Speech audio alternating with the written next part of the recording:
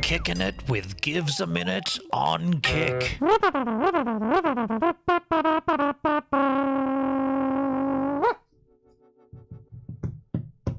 diddly diddly do. Well, doodly. Well, diddly. Gotta put my light on. Hello. What's cracking?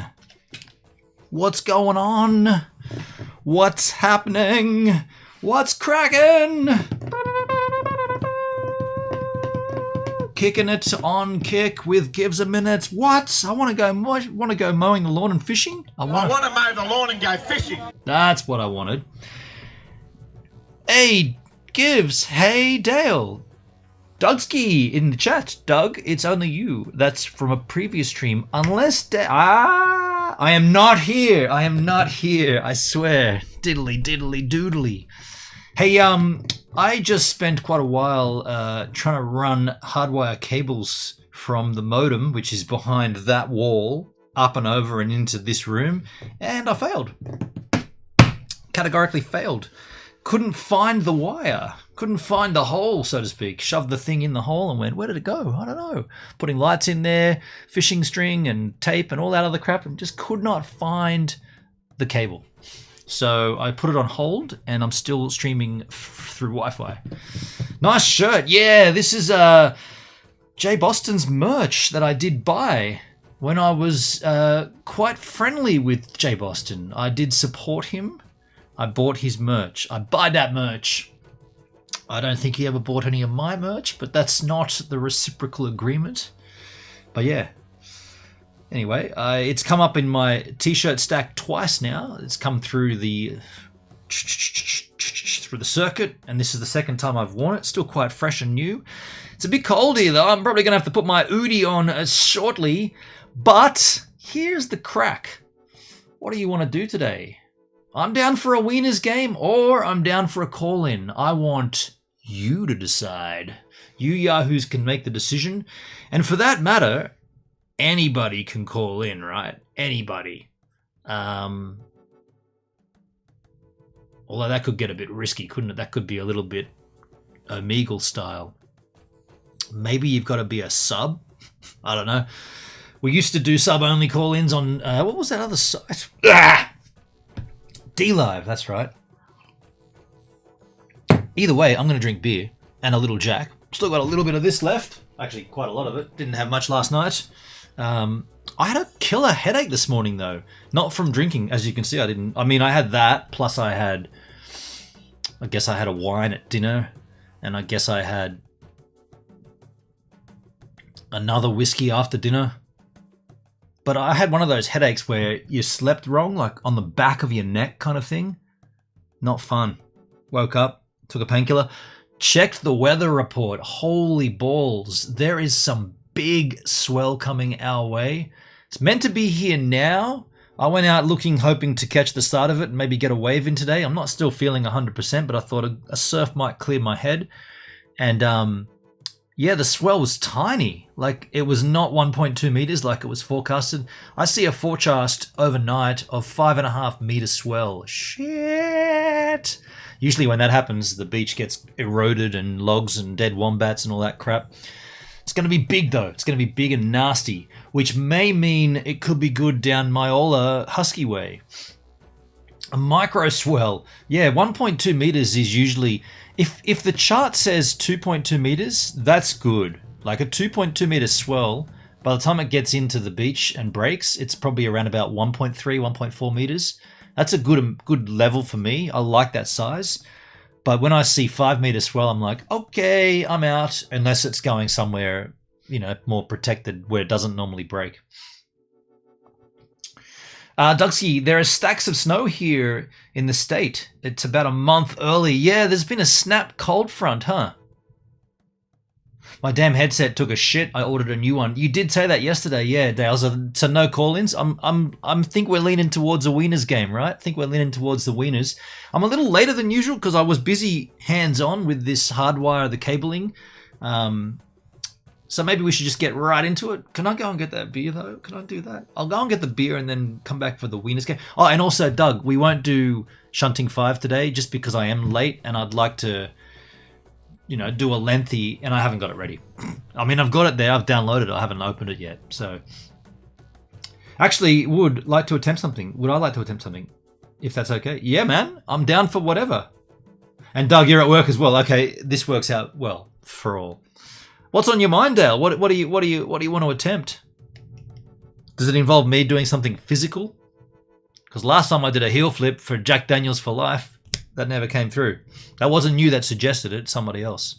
If he gives you always talk about skateboarding and how you were a skateboarder, go and do a kickflip for us. I'm in my slippers. I'm in my flippers. I'm in my slippers, not flippers. And I did a heel flip, second go. And he did say, I'll give you Jack Daniels for a lifetime. Actually, that wasn't the bet. Something ridiculous like that, and he never did. I have headphones and a laptop, and the laptop has a mic. If that doesn't work, you can do what you feel. Flippin' Slippers. That's a good band name, Flippin' Slippers. So you say you want to do a call-in then? Is that what you're saying? Because, yeah, you were saying the other day you got stuff you want to say, right? You want to talk. All right, let's call it in then. Okay, so what I'll do then, I'll go and get beer. I'll set up the call-in, and the link is the same as usual, but we haven't done a call-in for a while. I'm interested to see how this works. I'll be right back with beer and call-ins. But just go, man. Just go. Get the beer. I'll do that.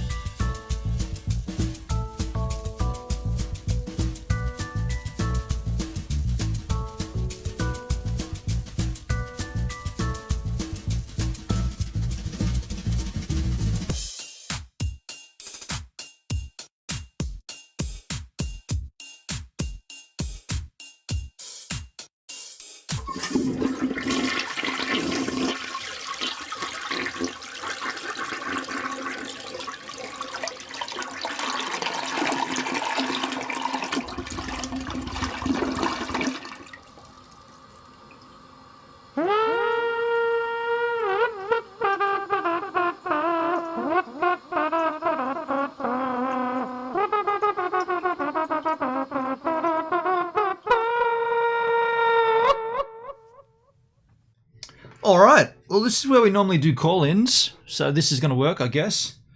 Hey, MD Wit. Hello, all. Hello, MD. By the way, got myself a stout. I'm out of homebrew.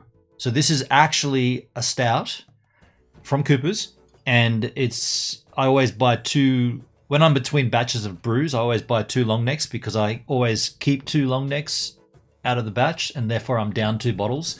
So this gives me pleasure to drink, and also gives me a bottle back into the collection for the next brew, which I've got to put on pretty soon. I need a linky poo. No worries, I'll link you up. And this is for anybody, by the way. If anybody wants to call in, it can be about any topic. What did I just do? It can be any topic. If you want anything's on your mind, the link is in the Discord. In the Kick chat. There it is, and anybody's welcome to use it. Just make sure you got a headset. Make sure you can mute the stream. Make sure you can talk. Make sure you've got the ability to have a good, hearty discussion. Make sure you can ramble on and on and on and on and on, and you'll fit right in here while I drink beer and listen to your sultry tones. That's open to... Oh, shit. Cheers, ears. Come over here. By the way, that's extended to anybody on any platform. So if you're watching on Facebook or YouTube, is there anyone on YouTube machine? Yeah, there's 2 on YouTube. If you're watching on the Tubes of You, you're welcome to come on over to kick.com. I see a guest right here. His handle is Fucked Headset. I wonder who that could be. Yo, Fucked Headset, how you doing? I can't hear you. What a do? There it is. It's working, man. What a dooski. Wait, you could fucking hear me? We can hear you loud and clear, Skins. Okay, so what happened was my headset is fucked, the one with the mic. But I have a separate stereo headphone set that I put an adapter on, and I have that plugged in so I can hear you. And I'm just using the microphone on my laptop, which probably sounds like shit, but I just wanted to try this. Well, just don't do what you just did. Whatever you just did then, like you scratched it or something, just don't do that. Okay. Yeah. Not sure what I did. You touched it or something, and it sounded like a landmine went off. I'm touching things. Yeah. Okay, we can. Okay, your audio is good, man. It's not what it used to be, but it's good enough. All right. Cool. Yeah, whatever you're doing right now, don't do that. What are you doing? What were you doing then? Yeah, I'm touching things. Yeah. Stop touching things. No, fuck you. So, been a while, man. We haven't chatted for a while. I mean, I guess I've been away as well, but how you been, dude? Oh, fucking awesome, man. So, talk to us about your New Zealand experience. I'm curious about that. Too short, and some, let's just say, greenery. And I don't mean the obvious when you say green. I just mean it felt like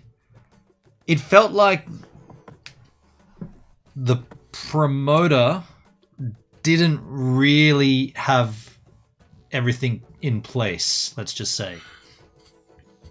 And I'm only going off what I've seen with Tracer tours back in the day and how those tours run and how each day is run. And I didn't see anything quite like that with this tour. And there was always conversation from the band to me about things that should have already been in place from the promoter. Okay, so can I interrupt for a moment? Go ahead, yep. Okay, so this is what you bring to the table. Not just your skill as a photographer, but you have experience. You have tour knowledge that I'm sure plays into this. So yeah, definitely. Yeah. And I think that added knowledge is what James Drumzilla, who booked, he was the driving force to get me to come. I believe that's what he would have sold it to the rest of the band as. Well, Benon's a great photographer. We're going to document the whole tour, but he's also got the skills from extensive touring with Tracer, so he can help us out. / photographer / tour manager / stagehand / whatever needs to be done hand. So I'm loving that role. Like, I fit right into that role, and I feel like I do a pretty good job of it. But there was times when I didn't want to step on the wrong side of the promoter because it's his show, but there were just some obvious things that should have been dealt with, and they weren't. They were spoken of, but they weren't actually delivered. So interesting. I feel like that might be like a dry run test. Like, and I think that from here on in, I mean, the guy's a lovely guy, and he's got his head screwed on. He just missed a few crucial things, but I think once that gets ironed out, the tours will go off without a hitch. It's funny you mentioned that, because I mean, I have very limited knowledge, mind you, but that was the impression I had as well. So oh really? Just from my videos? Yeah. Well, just from, you alluded to things even before the tour, right? Yeah. In the planning stages, the advancing stage wasn't. It was so confusing. For instance, I mean, this is as much our mistake as it is anyone's mistake, but my flight out, for some reason, we booked my flight out from Wellington when the last show was in Auckland. So the band, the band flew out of Auckland, and I had to get my way back to Wellington at the band's expense because somebody didn't look close enough at it. And it's like, that kind of shit definitely needs to be, because it's a financial burden ultimately on the band. That stuff needs to be ironed out, and it needs to be like, you got to plot it out day by day and just make sure all the boxes are checked. I think I might have mentioned this one time way back when, but before I go on tour, I use my bed as the tour bus, and I put all of my photography gear, and this is everything, like all the tech stuff that I've got, plus my living, like day-to-day clothes and everything, which I don't really take much of. I put it all on the bed. And I hop on the bed, and I pretend, this is a little bit crazy, but I pretend that is the tour bus, and I can't leave the bus, and I go through a whole day of what I need to do. Right from waking up, where's my toothbrush? Did I bring my toiletries? Where's my gear going to go when I get off the bus? What am I going to take how am I going to take my photography gear? Am I going to wheel it? Am I going to carry it? Where's the camera going to go? Where's the card reader? Where's the cable for it? Can I shoot a photo and then edit it on my laptop on the bus before I go? And I do all of that before I even step out the door. And I did it with By Demons Be Driven, and because I wasn't there from the very beginning, I feel like I could have caught a few things that got missed. But I'm just really happy that you had a good time. The shows went well. I want you to sort of talk to us about that. Well, the shows went really well, aside from the first one, which was the dilemma with the guitars not making it in time. But if anything, that kind of was almost a bit of a blessing, because it put the support bands in more of a we're all going to have to get along phase off the get-go. Whereas what I've discovered with and this is probably only with longer tours, because this was only four shows, 5 days, 6 days in total, but 4 shows. If it was like weeks on end, usually the support acts don't sort of mingle with the headline act until, after at least the first week and friendships are established. But this made the support acts have to come in and go, oh, you guys haven't got any guitars, we'll help you. And then we all became mates like that. So that was a bit of a blessing. It also lit a fire underneath the band for when they did get their own shit. They were like, fuck yeah, let's go. We're ready to play now. Let's fucking go. Yeah, man. And that first show at, the second show at Tatara Street in Taranaki. No, Tarunga. But that show was mental. That was great experience to see the band. For me to see them second night, it was incredibly... That performance was off the scales, and the crowd loved it. There was a lot of, anxiousness and rowdiness at the front. I had an altercation with one of the punters. Let's just say, nothing really, but so the punters were up against the stage. The stage was about knee height off the ground. Everybody's boozing and drinking, and there's just shit flying everywhere, like beer, water, drinks. All of it's going on the stage. And for quite a while, because I was watching it and photographing, and quite a while I left it there thinking, yeah, it's wet, but it's in control. And Mike sees it, so he's not going to slip on it.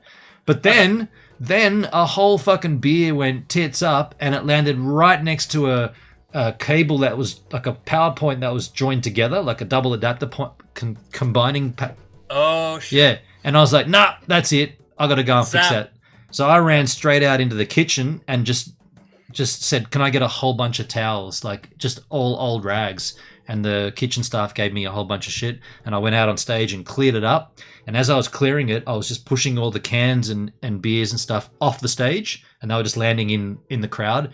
Apparently one hit someone, and that dude didn't like it, so he threw it at me. So then I just pushed it back into the crowd. He picked it up and threw it back at me. And I was like, I don't have time to do this, because I'm trying to clear this shit up so that the band can keep playing.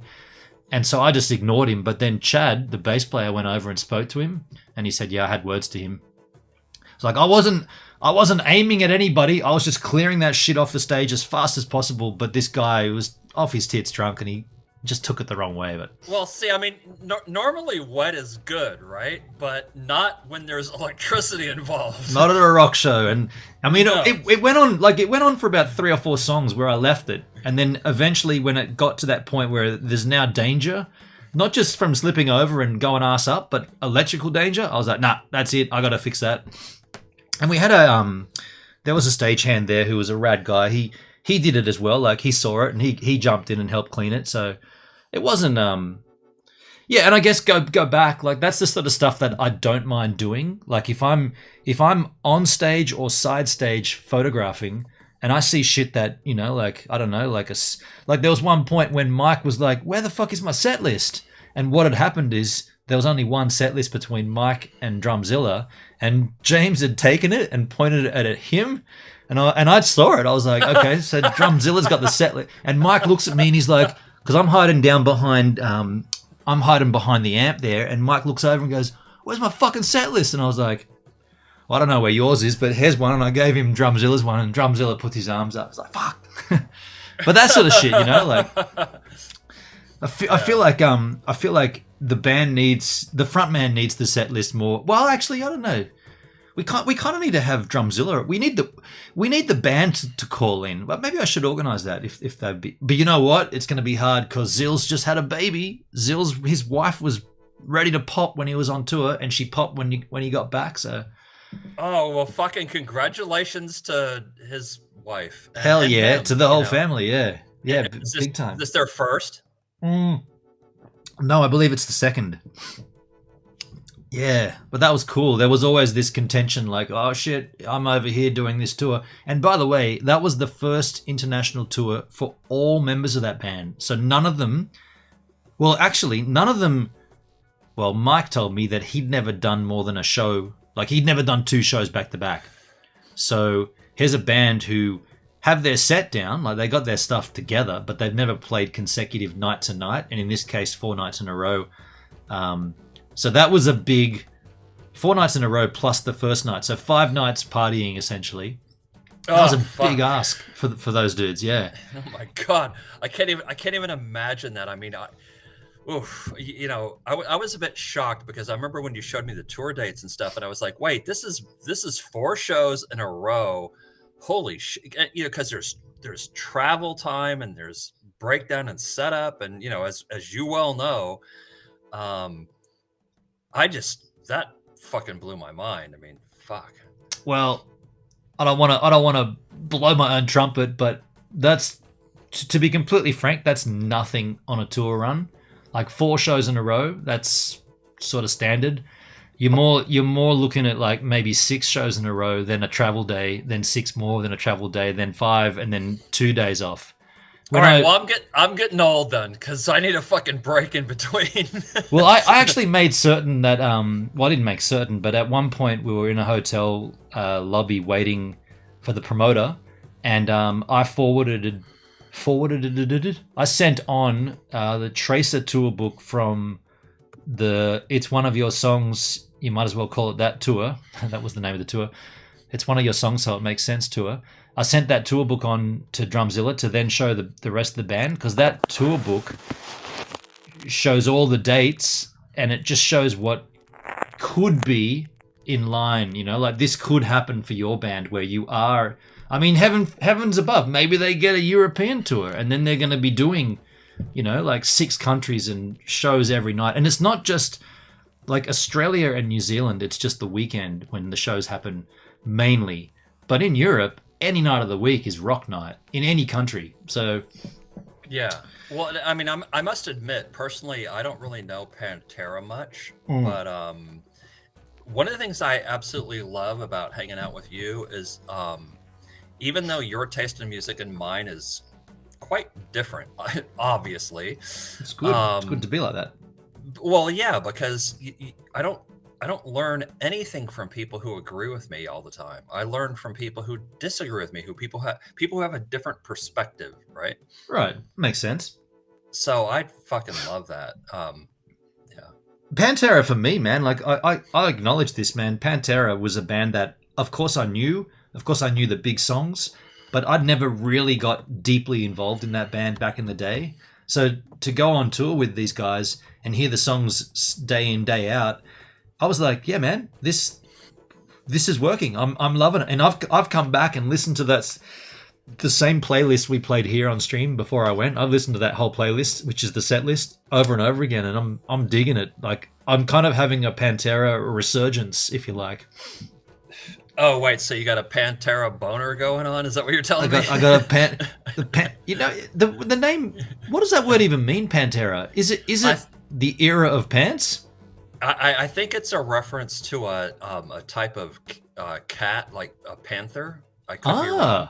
Oh, really? Okay. I have no idea. That was always my assumption. Well, there you go. I did not know that.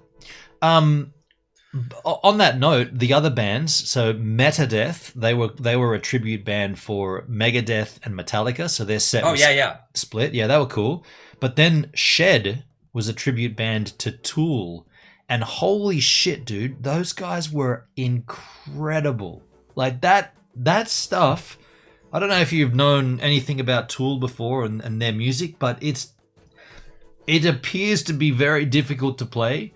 Very, very strange time signatures, lots of swaps in the tempos of each song, lots of key changes, just extremely weird lyrics. And yeah, like the drummer in that band, Danny Carey, is incredible to watch. And this tribute band, I'm not kidding, man. I closed my eyes on some of those nights in the crowd and I was like, this is a fucking Tool show. Like, I feel like I'm watching Tool with my eyes closed. That's impressive. That's very impressive. One night, I think it was number 3. I think it was in Auckland. I don't even know why this happened, but Drumzilla came up to me and said, "Oh, are you going to film?" Because I put my GoPro on a drum stand, on a cymbal stand, and I filmed Drumzilla. And I think somehow, I mean, he was talking to Dan, the drummer in Shed, Danny Carey, Dan. Anyway, and somehow Drumzilla came to me and said, "Oh, can you do that for Dan in Tool, in Shed?" And I was like, "Oh, I can. Yeah, I can do that." Well, I mean, it'll just mean I've got to keep a battery on standby so that I've got power for your show because they're the support, and then I want to make sure I've got enough SD card and everything. And he's like, "But I can do it." And I ended up putting a GoPro right there on his where did I put it? He's got such a big rig. I put it on one of the cymbal stands and I got really good footage of him playing and I've sent it to him. It's just incredible to watch. Like, drumming is always fun to look at, but when you look at the drumming in Tool, because he's got such a huge kit with, like, he's got synth pads and he's got all these little extra sort of small cymbal, I don't even know what they're called, like tiny cymbals that make like little ting, little ping sounds and shit. And he's playing all of that and he's playing it really, really well. So what I'm going to do with that footage, I'm going to put out like every now and then a video where I say, "Oh, you know, this is a support band, a tribute band to the band Tool. And here he is. Here's the drummer playing 46 and 2. And I'll just put that whole video out. And I'm probably going to get dinged for copyright immediately because it's a cover version. But wow, it's worth seeing. Like, it's worth watching a fan and a musician play tribute to their favorite band. And this just in, I believe there's a little bit of talk about bringing those yahoos out to Australia to do a run on the East Coast with By Demons Be Driven. Yeah, let's talk about that. So that should be interesting. Oh no! So I have several fucking questions. Damn. Hit me. Well, like where do I start? So first question before I forget, because this goes back a few minutes. Which band was it that you got you said $30 to shoot you and they paid you $200? Which one was that? That was Megadeth, the first band, the Metallica Megadeth tribute. Yeah. Okay, cool. Yeah, good. And that was their manager, Lou. She was lovely. And I mean, if you want to elaborate on that, that's fine. I'll just touch on it super quick. But for those that don't know, I got asked on the same night that I filmed the Shed band. Before that happened, the manager of Megadeth approached me and said, "Oh, could you shoot some photos? We've seen your work with By Demons Be Driven. We're wondering what it would cost if you could shoot our show." And I was like, "Oh, you want me to shoot your show? $30. I'm cool. I'm down. I'm already there. I've got all my gear set up. I'm like, I can just whip it out and shoot. No worries." And she's like, "Oh, that'd be great. That'd be really cool." So I gave her my NZ bank details, like right there on my laptop, because I have it all set up with me in the dressing room. And I just like, "Oh, here's my account details." And she's like, "Okay, cool." And she's adding the account details and she puts the money in. And I photographed the show and I turned the photos around the very next day. And they were super stoked. They're pretty. It's not very difficult to shoot such a rad band, you know. Like they were on fire. And yeah, then when I got back to Australia, I just checked my account for New Zealand, and she paid me $200, not $30, which I thought was lovely because immediately after I quoted her, I thought, "Fuck, man, I should have quoted her $100." And the band by Demons Be Driven, they're all like, what? You quoted her $30, dude? You could have quoted her 100 easily. She knew that, and she just went out and went, and while she was looking at my bank details, like I didn't know, but she was putting in 200 at the time. I didn't even see it until I got back to Australia. So, point of the story is there's rad people out there, and they're one of them. She's one of them. That's the manager. Also, their drummer's girlfriend, I believe. Yeah, solid people. Though. Pretty cool. Well, right, and see, this is kind of what I was alluding to. Is I mean, yeah, you kind of lowballed the $30 in my opinion. Yeah, definitely. But in this particular case, it paid off. And see, it paid off not just financially, but this could have. See, I'm kind of the same way. I tend to be more generous than I should be, and sometimes it bites me in the ass. Probably most of the time, actually. But the times when it pays off, and I don't just mean with money, sometimes making those connections, you follow what I'm saying? So in music photography, I completely see what you're saying. The connection is more important than the photo. And to be completely frank, shooting a show, anyone can do that. Anybody can shoot a show and come back. Well, anybody can. No. I disagree with you on that. Well, I should rephrase it. Anybody can shoot a show and get some kind of result. Whether they get a good result or not, they'll still get something that can be used. And social media doesn't really give a shit. If you post a photo of a band, 9 out of 10 comments are like, sick shot, man, this was a great show. Doesn't matter what the photo is. It could be the shittiest photo in the terrible lighting with like the whole headstock cropped off of a guitarist on an angle. Terrible. There's a dude in front with a fucking cell phone in front. You can't see shit. Oh, this is a sick photo. Oh, was that show? That's a rad photo. And then, yeah, right? And next to it, you can be the greatest photographer ever with the perfect shot, fully, beautifully exposed, everything in it with no one in front. The singer's got sweat dripping off him. They'll be like, this is a sick show. Oh, was that that gig? And it's the same thing. So what I'm saying is the shooting of the gig is nothing. It can be done by any Yahoo. But the networking, and I think that's where you were headed, the networking and the connections to then work with a band in terms of a promo shoot, that's what I've always used. The stage and the 3 songs, the media, 3 songs and you're out. I've always used that stuff to connect, to then get some kind of promotional work with a band. Whether it be even just something simple like shooting Tim Rogers and his mum at the Milton Theatre, right? That kind of thing. Like, you can shoot the show, anybody can, lots of people do, but can you go backstage and shoot a photo with the performer and his mother? No, you have to have a connection to do that. So that's, yeah, and I agree. And that's probably why I just said $30. I was like, well, shoot the show, I'm already here. Like, literally, I've had dinner and we're just waiting for our set time. I'll do it. I was like, $30. And the reason I said 30, I was like, that's a carton of beer. that's what I was thinking. That's literally what I was thinking with it. Yeah. Okay, so fuck. I had like 10 points I wanted to make, and I've forgotten them all because this is such a great story. Well, thank you. We do need the band here to talk. Maybe I'll try to line it up and get the guys on at some point. Yeah, I would love to hear drum. At some point, Drumzilla needs to do a call-in. Yeah, totally.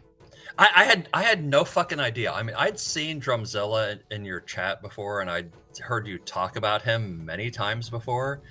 And I had no idea who this dude was until a couple of months ago, and I was like, "Oh no shit!" Wait, let me read what Flo just put in the chat. Nah, photos and video will be crap and blurry without skills. Shooting in low concert light requires special equipment and know-how. Speaking nothing of angles, timing, etc. See, fuck you. See, Flo thank you, Flo, because you just took my thoughts right out of my head. Okay, I'm going to counteract that. Flo, good to see you. Thank you for your comment. Here's the rebuttal. Well, anybody can get special equipment. You just got to buy it. Anybody can buy a good camera.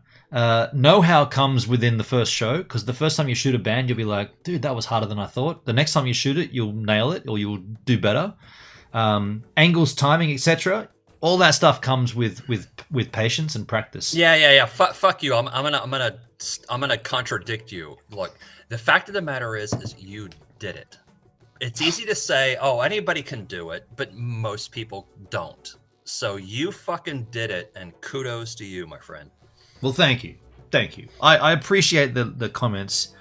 I don't put as much value into it or as much kudos on it. But you need to stop that. well, hey, okay. Well, sorry. Thank you. I'll try to stop, but I can't. The other thing too, and this is like, this is a strange photography in-house argument, or an in-house war, I suppose. No, that's too extreme. There's one school of photographers that are like, you can't ever shoot a show with flash, man. You should never use flash. And there's another school of photographers that are like, dude, photography is all about capturing light. Who gives a fuck where the source of light comes from? And I'm in that second school, right? I'm like, if there is stage lighting that's good, use it. If there isn't, use your own. Only if you have the permission. So most media photographers, most times I shoot Jane's Addiction and Smashing Pumpkins, or nearly all of those shoots are 3 songs, no flash, from the pit, and you're done. Sometimes you'll get a band that's like, and by the way, I made sure this was with Tracer, sometimes you'll get a band that has a photo policy that says you can shoot 3 songs from the pit with flash if you need it. After the 3rd song, you got to leave the pit and you can shoot from anywhere in the house aside from side stage, backstage, or on stage. That was literally my photo policy that I wrote for Tracer. Anytime we went anywhere, any part of Europe, that photo policy was in place. If you think you need flash, use it. You can use it for the first 3 songs. Then you got to get out of the photo pit. You can go anywhere in the venue aside from side stage, backstage, or on stage, and you can shoot the whole show.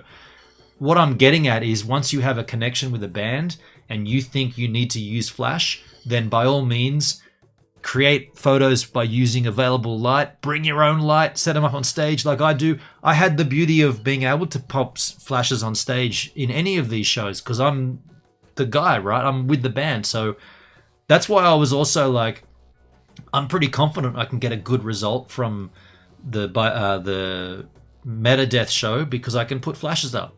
There's no dramas. Okay, yeah. Next question.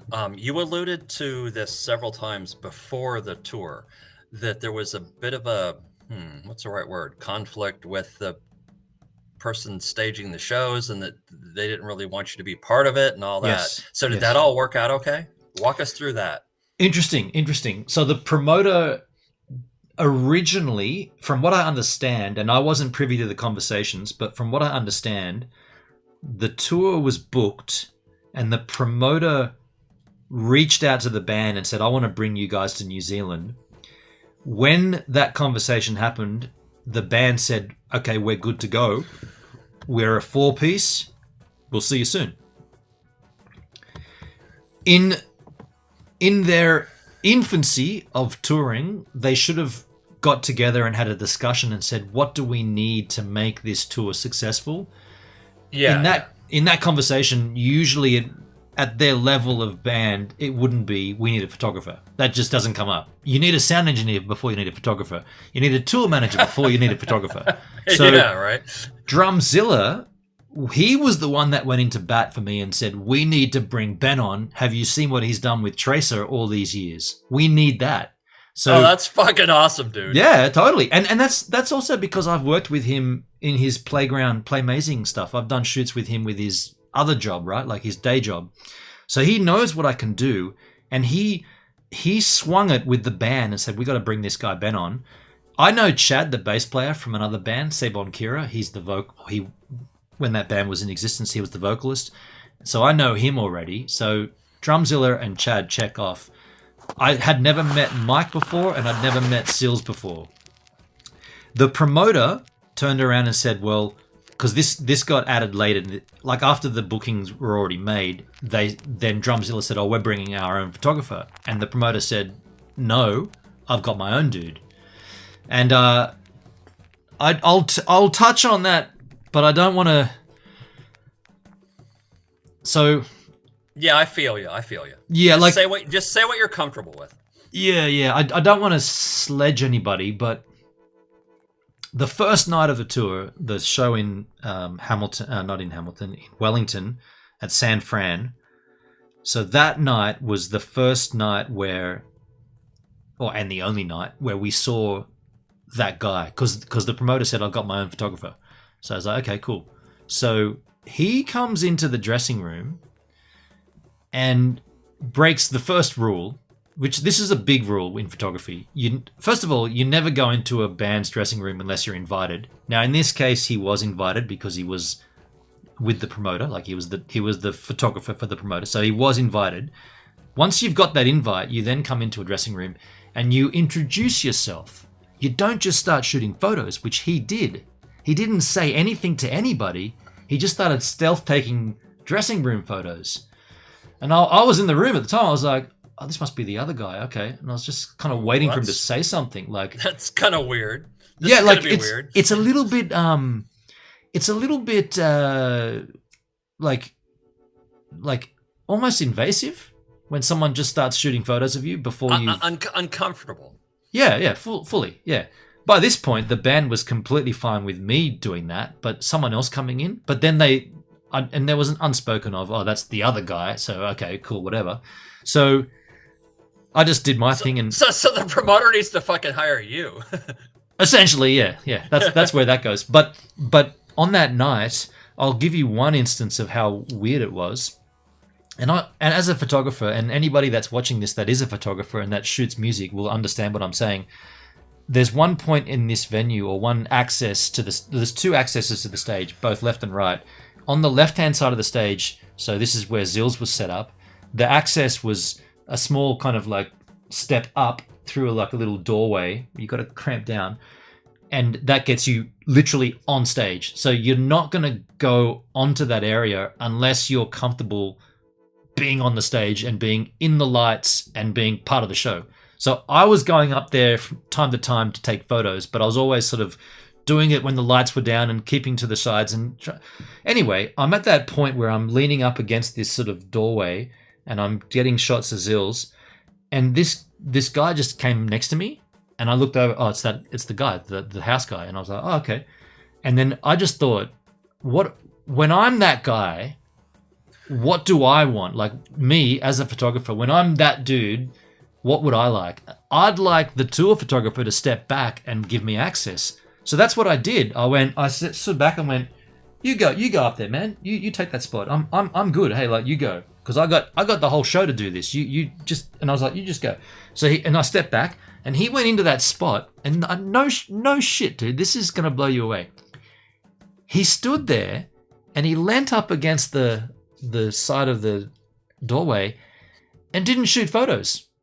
He just stood there and like watched the show. Jeez. And I was standing behind him, like within the space of, if there was no music, you could just talk to each other. I'm that close to him, and I was just kind of waiting, going, are you serious? You're not even going to shoot a photo, dude? I gave you that spot, and you're not even going to shoot a photo? And I waited for like what felt like way too long, like super long. And eventually I just tapped him on the shoulder and went, are you gonna shoot, or are you gonna? And then he went, oh yeah. And then he took a few quick snaps, and then he was like, and he walked away. And I was like, that was weird, man. Like, that's gonna be weird. That's gonna be weird, right? Like, I was like, what the fuck, dude? Anyway, he went and did his thing. And the overall point of that conversation was that when I told the band that, they said, and this is most of the band speaking, they said, yeah, I felt pretty weird around that guy because he never really said anything to us, and then all of a sudden he was there, and then we said, well, let's have a look at his photos. Like, where's his work? And to this day, no one fucking love you, bitch. MD Wit gifting out subs to the channel. Thank you, MD Wit. Thank you so much for that. We still haven't seen a photo from that guy. There's been no photos from that dude posted from the tour. And he wasn't there the second night, he wasn't there the third night, and he wasn't there the fourth night. So to sort of read into that, we think, and we don't know this, but we think that when the promoter saw my work, because the promoter's been taking my work and posting it, which he's completely fine to do. He's been promoting and posting, well, he was when the tour was on. He didn't post anything else from that dude. And I think that might have been a turning point when he kind of said, "Oh, okay, this is a good idea that you brought this guy Ben on with you because look at the results." Yeah, see, He didn't say that. He didn't say that, but that's what we sort of concluded. Okay, so this is look. You and I haven't talked about this, right? This is the first we time haven't. hearing this. Yeah.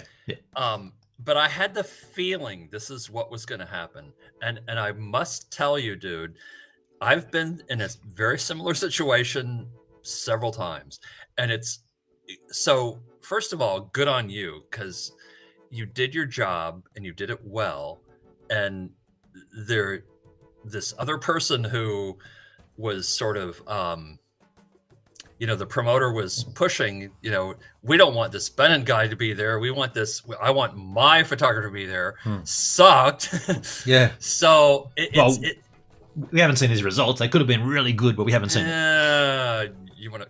I'll put some money on that. Okay. And I'm not a betting man, but okay. What I'm trying to say is that it's always really fucking cool to go out there and do your job and do it well, and then prove people wrong. Just don't talk about it, just fucking do it. Yeah. You know what I mean? Yeah. I mean, I can definitely see it from the promoter's point of view. Like, he's trying to make as much money on the tour as possible, and the extra burden of another person is going to offset that cost by whatever. And so I will say this. Yeah, that's a good point. I believe that Drumzilla covered my cost. I don't think much of that costing came from the band because the band was making X amount of money per show. I think Drumzilla paid most of my way, at least at the start. And then I think the band, because there was a point where, so not like I had to win the band over, but I didn't know anybody aside from Drumzilla and Chad. So I had to sort of make my acquaintance with Zills and with Mike, the vocalist. And then I had to prove myself, and by the way, I'm not like... You just pulled that phrase right out of my brain. I was just about to say, you had to prove yourself, and you did. So. Yeah. But on the same hand, it wasn't like I was doing anything out of the ordinary for me. Like, what I was doing, I've done before, and I felt like I've already proved myself, but not to these people. So just to do what I've done again didn't seem like any... Like, I went into this in the same frame of mind as, this is a Tracer tour.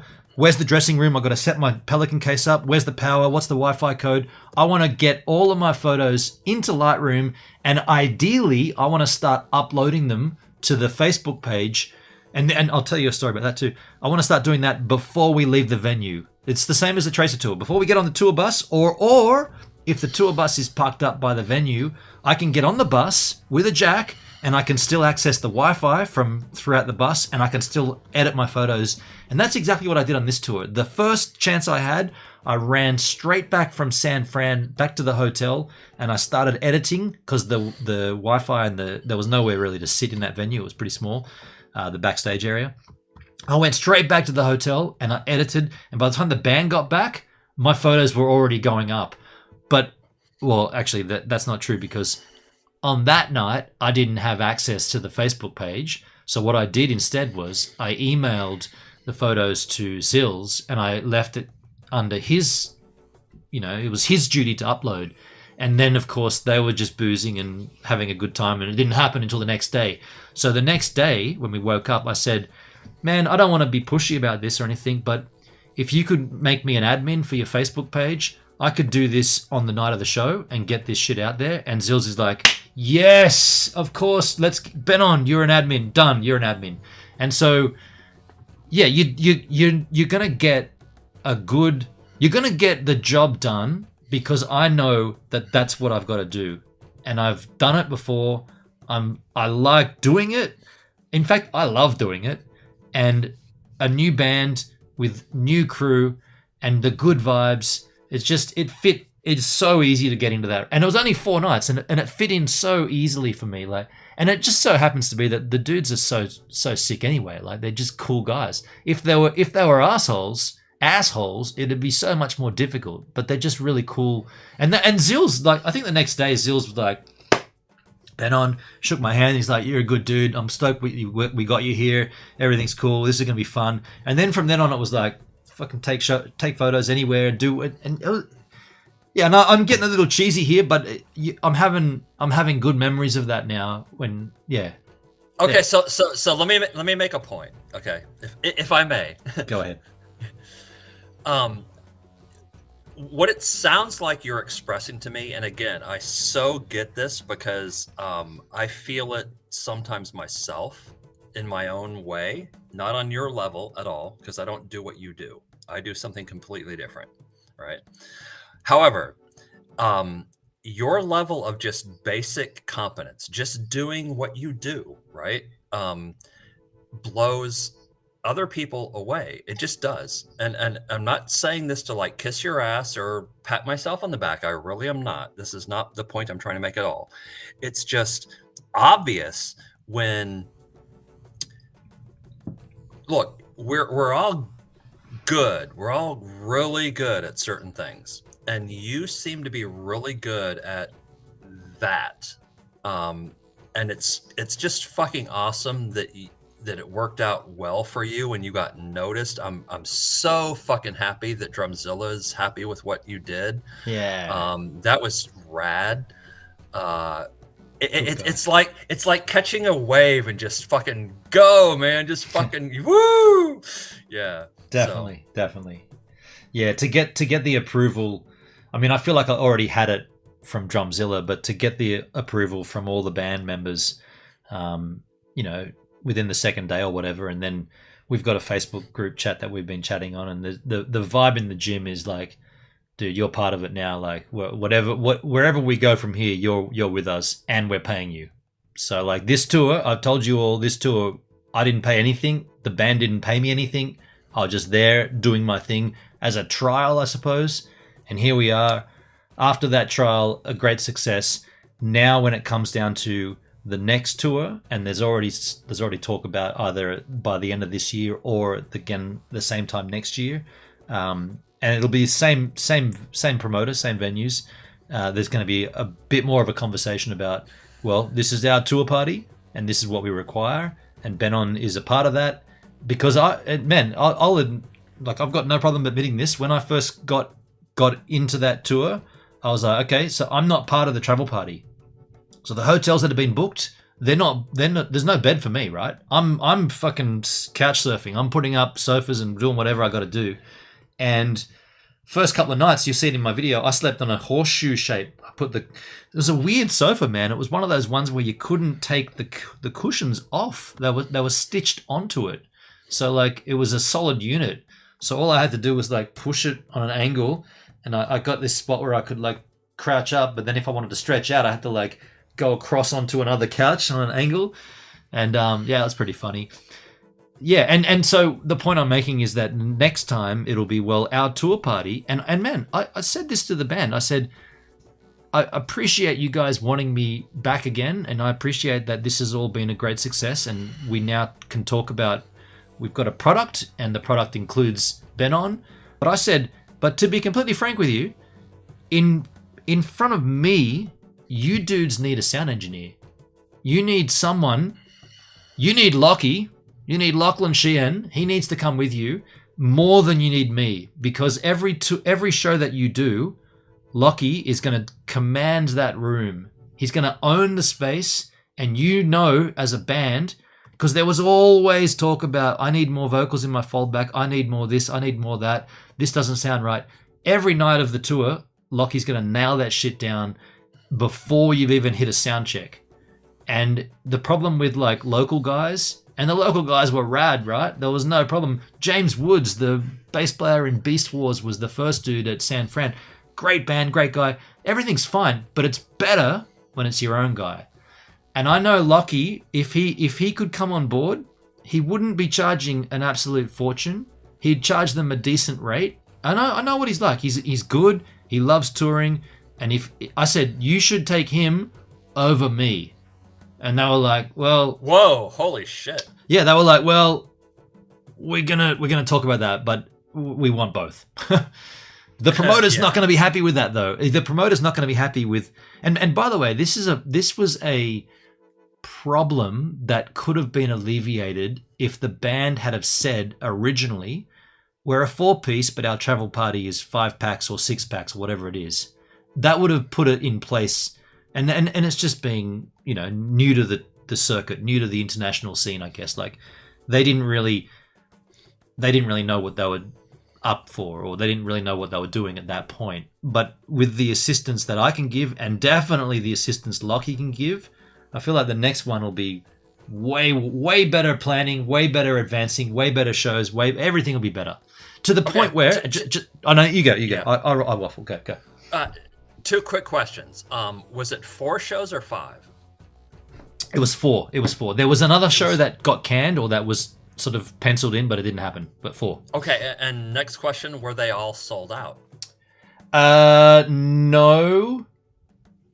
No, I don't believe. No, none of them were sold out, which is good question, because I thought there was talk about one of them being sold out, but they were well sold, but not sold out. No. Okay, third question: was merch a big deal or no?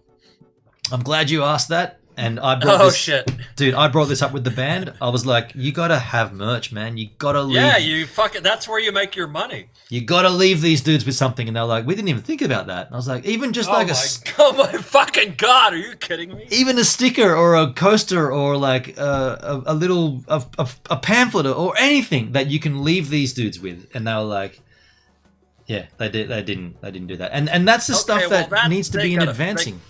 Oh my god.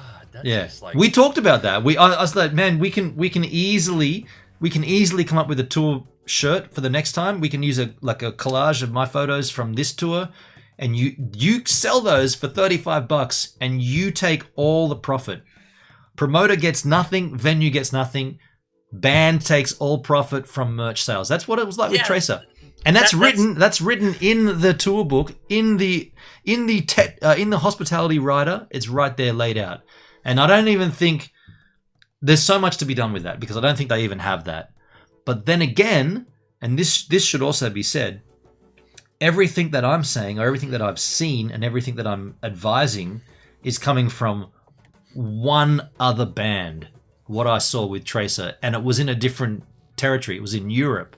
Maybe it's different in New Zealand. I don't think it is, but maybe it is. So there's got to be a little bit of leeway there to allow the promoter to do his thing. I don't know. Yeah, there were what I thought was glaring omissions. There were glaring omissions. Okay, can I just kind of self-promote for a moment? Do it. All right, so years ago, I was really good friends with Catalina Uma. I'm sure you remember her on D Live. I do. Yeah, she was a guardian for a while. Well, she considered it. Actually, she approached me about that, and she wanted my thoughts, and I was like, maybe not. And she decided not to be. Okay. I was supposed to be one of the first guardians, and I declined. And I explained to her why I declined, and she was like, "Yeah, I get that. It's a lot of work for like no pay, and fuck that." Wow. Some of them are but paid. Well, later, yeah. But this is before that. Okay. So the only reason I even brought her up is because at one point she approached me, and I can say this now because she gave me approval to discuss it somewhat. Okay. She wanted me to be her manager, not for her art. Okay. This woman has a fucking PhD in graphic design. All right. Super talented. She lives in Bulgaria. I'm not saying anything that isn't public knowledge. Okay. And I thought about it, and I was like, I'm not qualified to be that. I value your friendship more than I have any business arrangement. Okay. Yep. So you chose to maintain the friendship instead of making it a financial relationship. Yes, and that was the right call, because even though I have some knowledge and some kind of like you've alluded to about how you're not just a tour photographer, you also slash manager kind of thing. I can relate to that. And I felt like I could help, and I did in my own way, but I don't even know why I brought that up, but I guess it's just sort of relating to my experience, Sure. I suppose. Comparing, yeah, for sure. That's valid. Like, yeah, you declined what she wanted because you felt like it would infringe upon a friendship. How's the friendship now? Like, I mean, did she come over here, or is she still doing a little on D Live? Yeah, see, I can't really comment on that. Okay. She's a really good friend, and so I'll just, yeah. Okay. Well, yeah, just swinging it back then to the tour.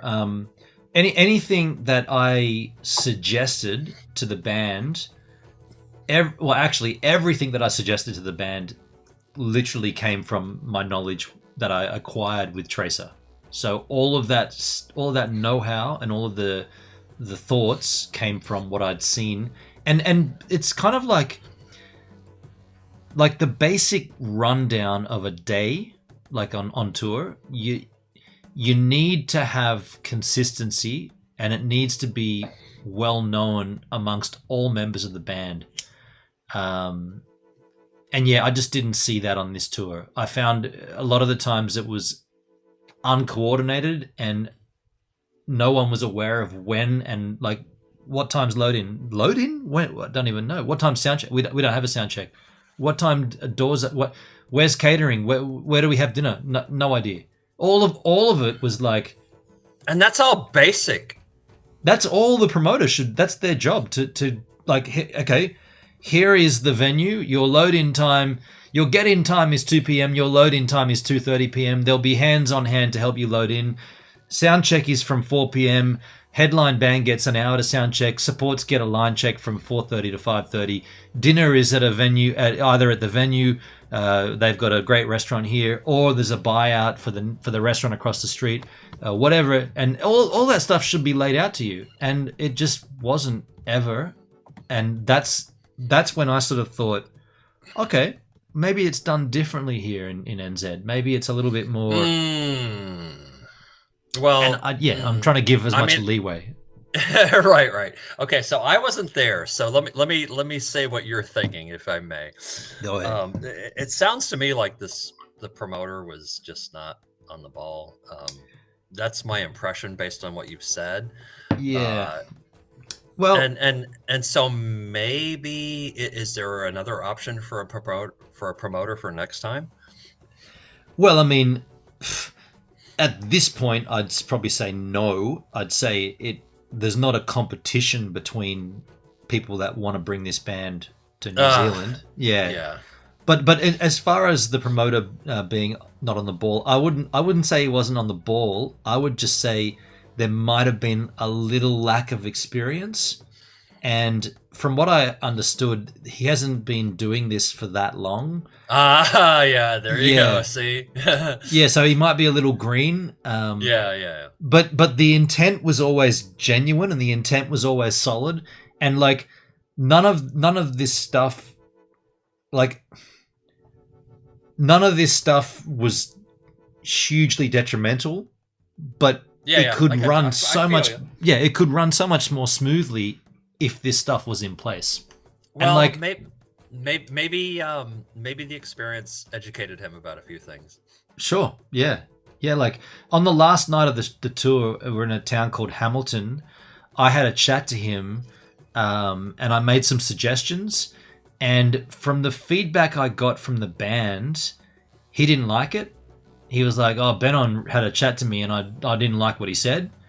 And I had to go back and think about what I'd said to him, because I'll be honest, it was after a few jacks. It was at the end of the tour, and we were still at the venue, so we hadn't got completely out of control, but we did get pretty out of control later on. But I remember saying to him, and this is because from what I could see, so every night of the tour, Mike, the vocalist, he wanted as much hotel time as possible.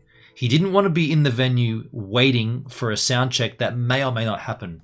He wanted to be at the hotel, either on Skype with his partner or resting his voice and just waiting to come out and rock show. He didn't want to be. Well, he didn't. Duh. Yeah, and so and all I said to the promoter, I was like, maybe next time, Mike needs his own hotel room. Like, out of everybody in the band and the tour party, if you could allocate a single room to Mike, that would ensure that he gets every night to himself to protect the vocals. Because, like, if without a vocals, you don't have a show. Without guitars, you can borrow guitars and you can wangle it. But without a vocalist, you got nothing. Frontman or no frontman, it's all over. So I said, and this is all I was saying, like, in the advancing for the next tour, maybe just sort of ensure that Mike gets a hotel room, and further to that, make sure the hotel's within a walk of the venue.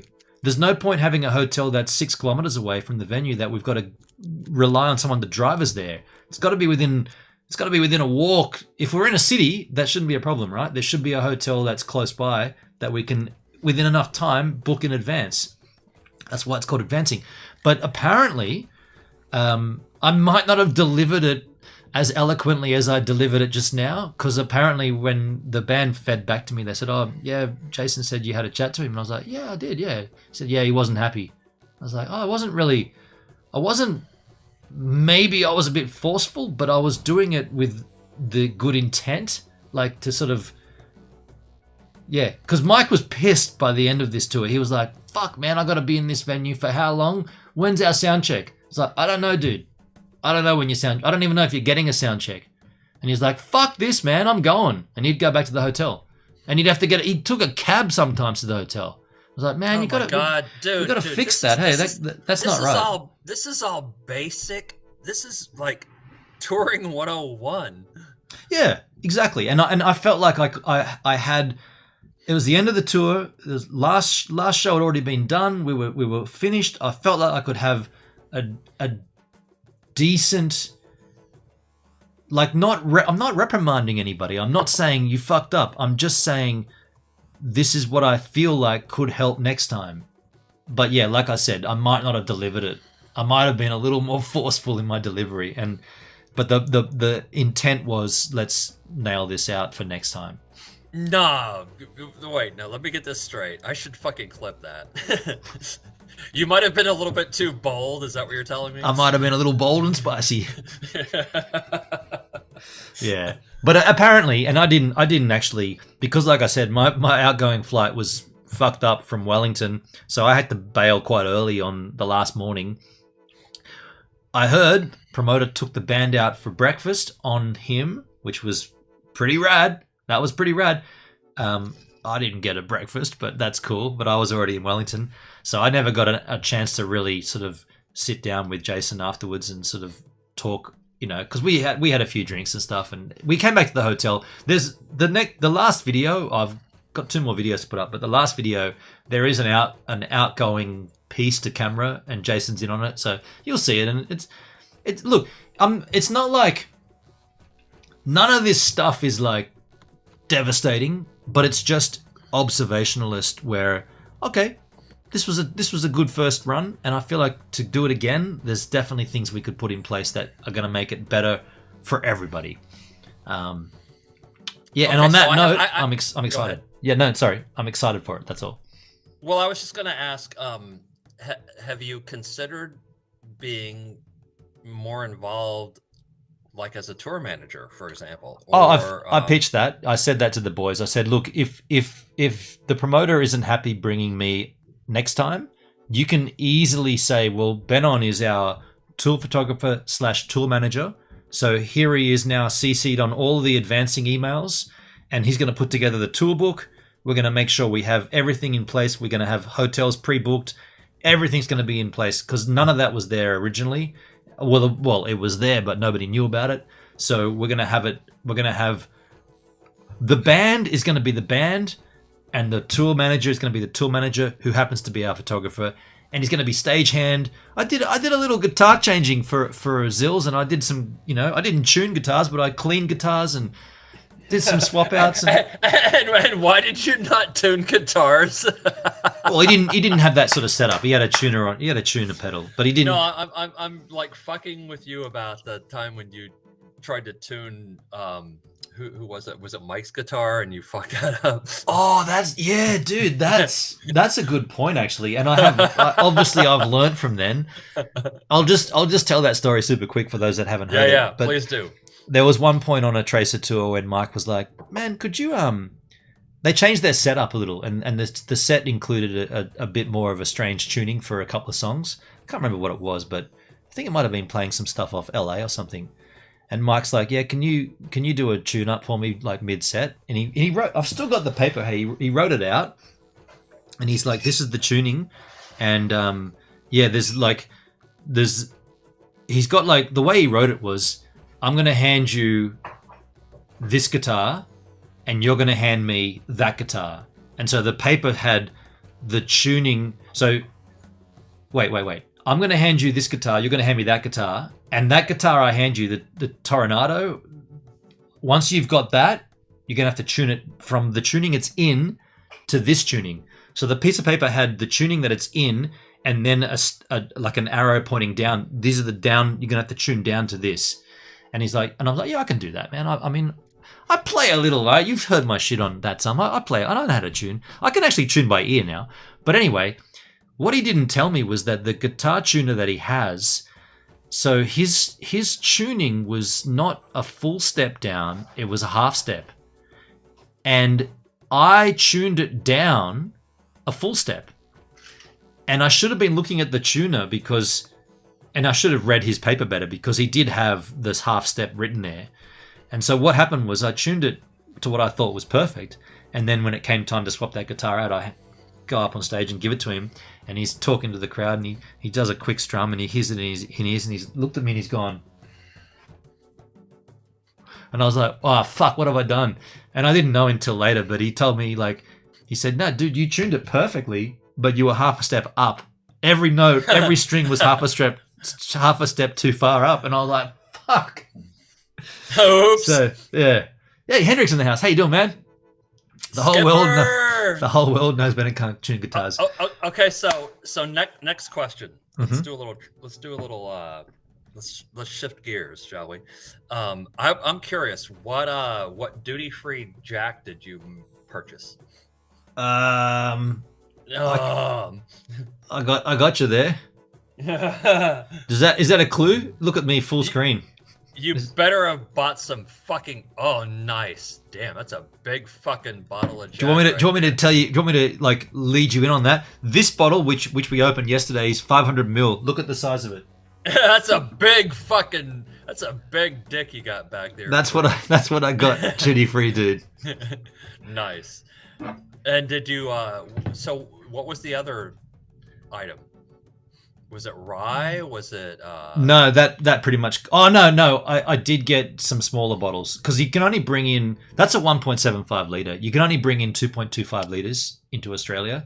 So I got that plus two 200 ml bottles of just straight up Jack. Yeah.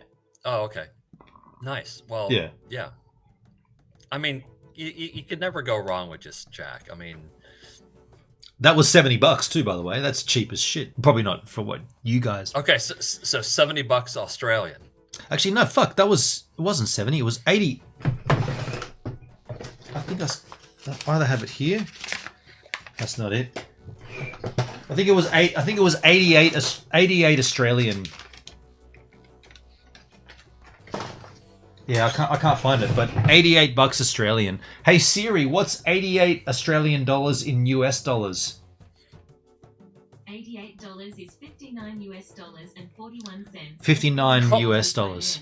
Holy shit! So Yeah. I can get that exact same bottle here for Less than 30. about 60% of that, maybe 50 to 60% of that cost. Dude, don't tell me that. Like I know. Fuck you. I know. And we got a bottle of that with Tracer in LA, in California at Thousand Oaks. We bought a bottle at the Rite Aid. We went in there for tape for Dre's thumbs because he's fucked up his thumbs already when we're recording El Pistolero. And I'm like, dude, there's alcohol in a pharmacy? Look at that, man. And Dre's like, and it's a fucking 1.7. We bought a, and by the way, and that's the night when we had a pretty big argument about music. And we drank me, Mike, and Dre drank nearly all of that bottle on that one night. Oh, holy shit. Yeah. Fuck, dude. Are you It was kidding heavy. me? It was heavy. Hey, there was no, and I remember saying to Dre, dude, we don't have to drink all this. We can do it again. And he's like, no, but it's a 1.75. And he was so keen. He was so keen to drink it. Once you crack the seal, you got to go for it. That was his. So, yeah. Over the past couple of days, I've been drinking tequila, which is it's a whole long story that I won't get into. But tequila and me do not get along. I puked my guts out back. Shit! I was in high school still, and I was hanging out with college kids. And just a quick boring story. So I went to a Pi Kappa Alpha weekend. That's a fraternity, and we were doing tequila shots. And I got so fucking sick, dude. Oh my god! And I was like, nope, I can't do tequila anymore. And I went over a decade without touching tequila. Just the smell of tequila was like, it made me want to puke. But I have to say, I bought a bottle of Don Julio just recently, which is really it was so good. So I'm dipping my toes back in the water. Have you ever ate the worm? Well, of course you got to. Not everyone gets to. There's only one worm in the bottle. Well, yeah. I'm not a pussy. What a strange thing to put a worm in a bottle and be like, yeah, man, this is a thing. Hey, it's like... there's a whole story about that, which we won't get into. But anyway, yeah, so...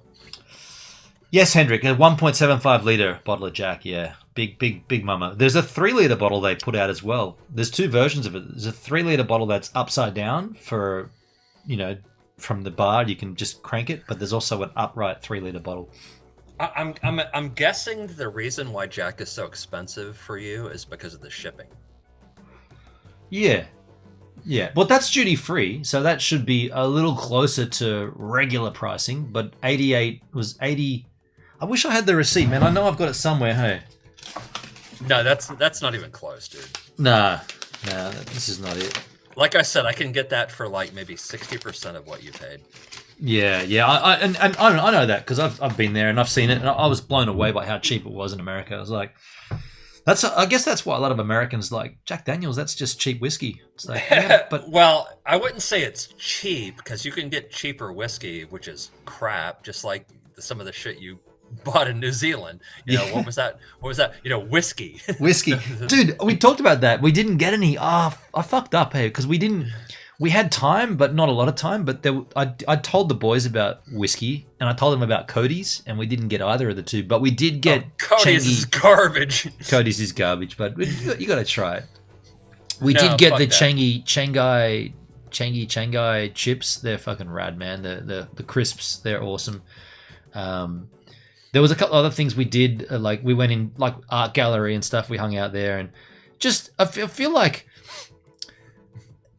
there was it was a whirlwind experience, like in and out pretty quickly. But what we did, we really maximized our time. Like we had a good, like the band had to do the band stuff, and we also managed to do a little extra sort of like communicating and enjoying the vibes. So yeah.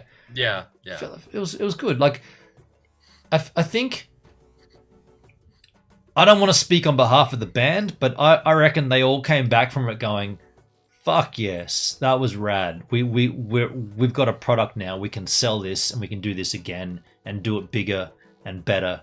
And yeah, I'm dead set keen to see how that rolls because. Well, so I'm gonna go ahead and kiss your ass, which I do on occasion. Kiss it.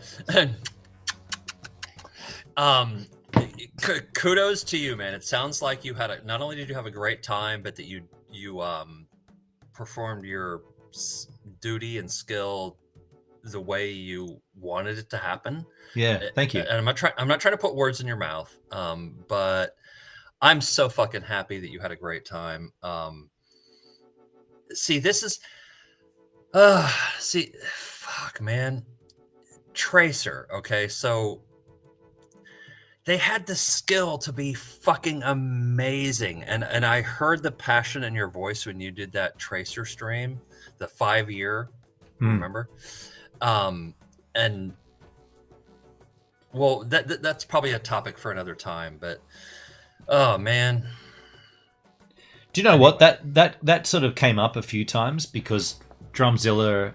I don't think anybody else in the band knows Tracer, but Drumzilla knows Tracer, and he knows Dre quite well, being a drummer as well. And it came up a few times where Drumzilla would sort of ask me, you know, like, what would be the difference here if it was a Tracer tour? Like, what would happen now, and what would be, you know, how would it roll? And I'd be like, well, it's pretty similar. Like, there's not a lot different going on here.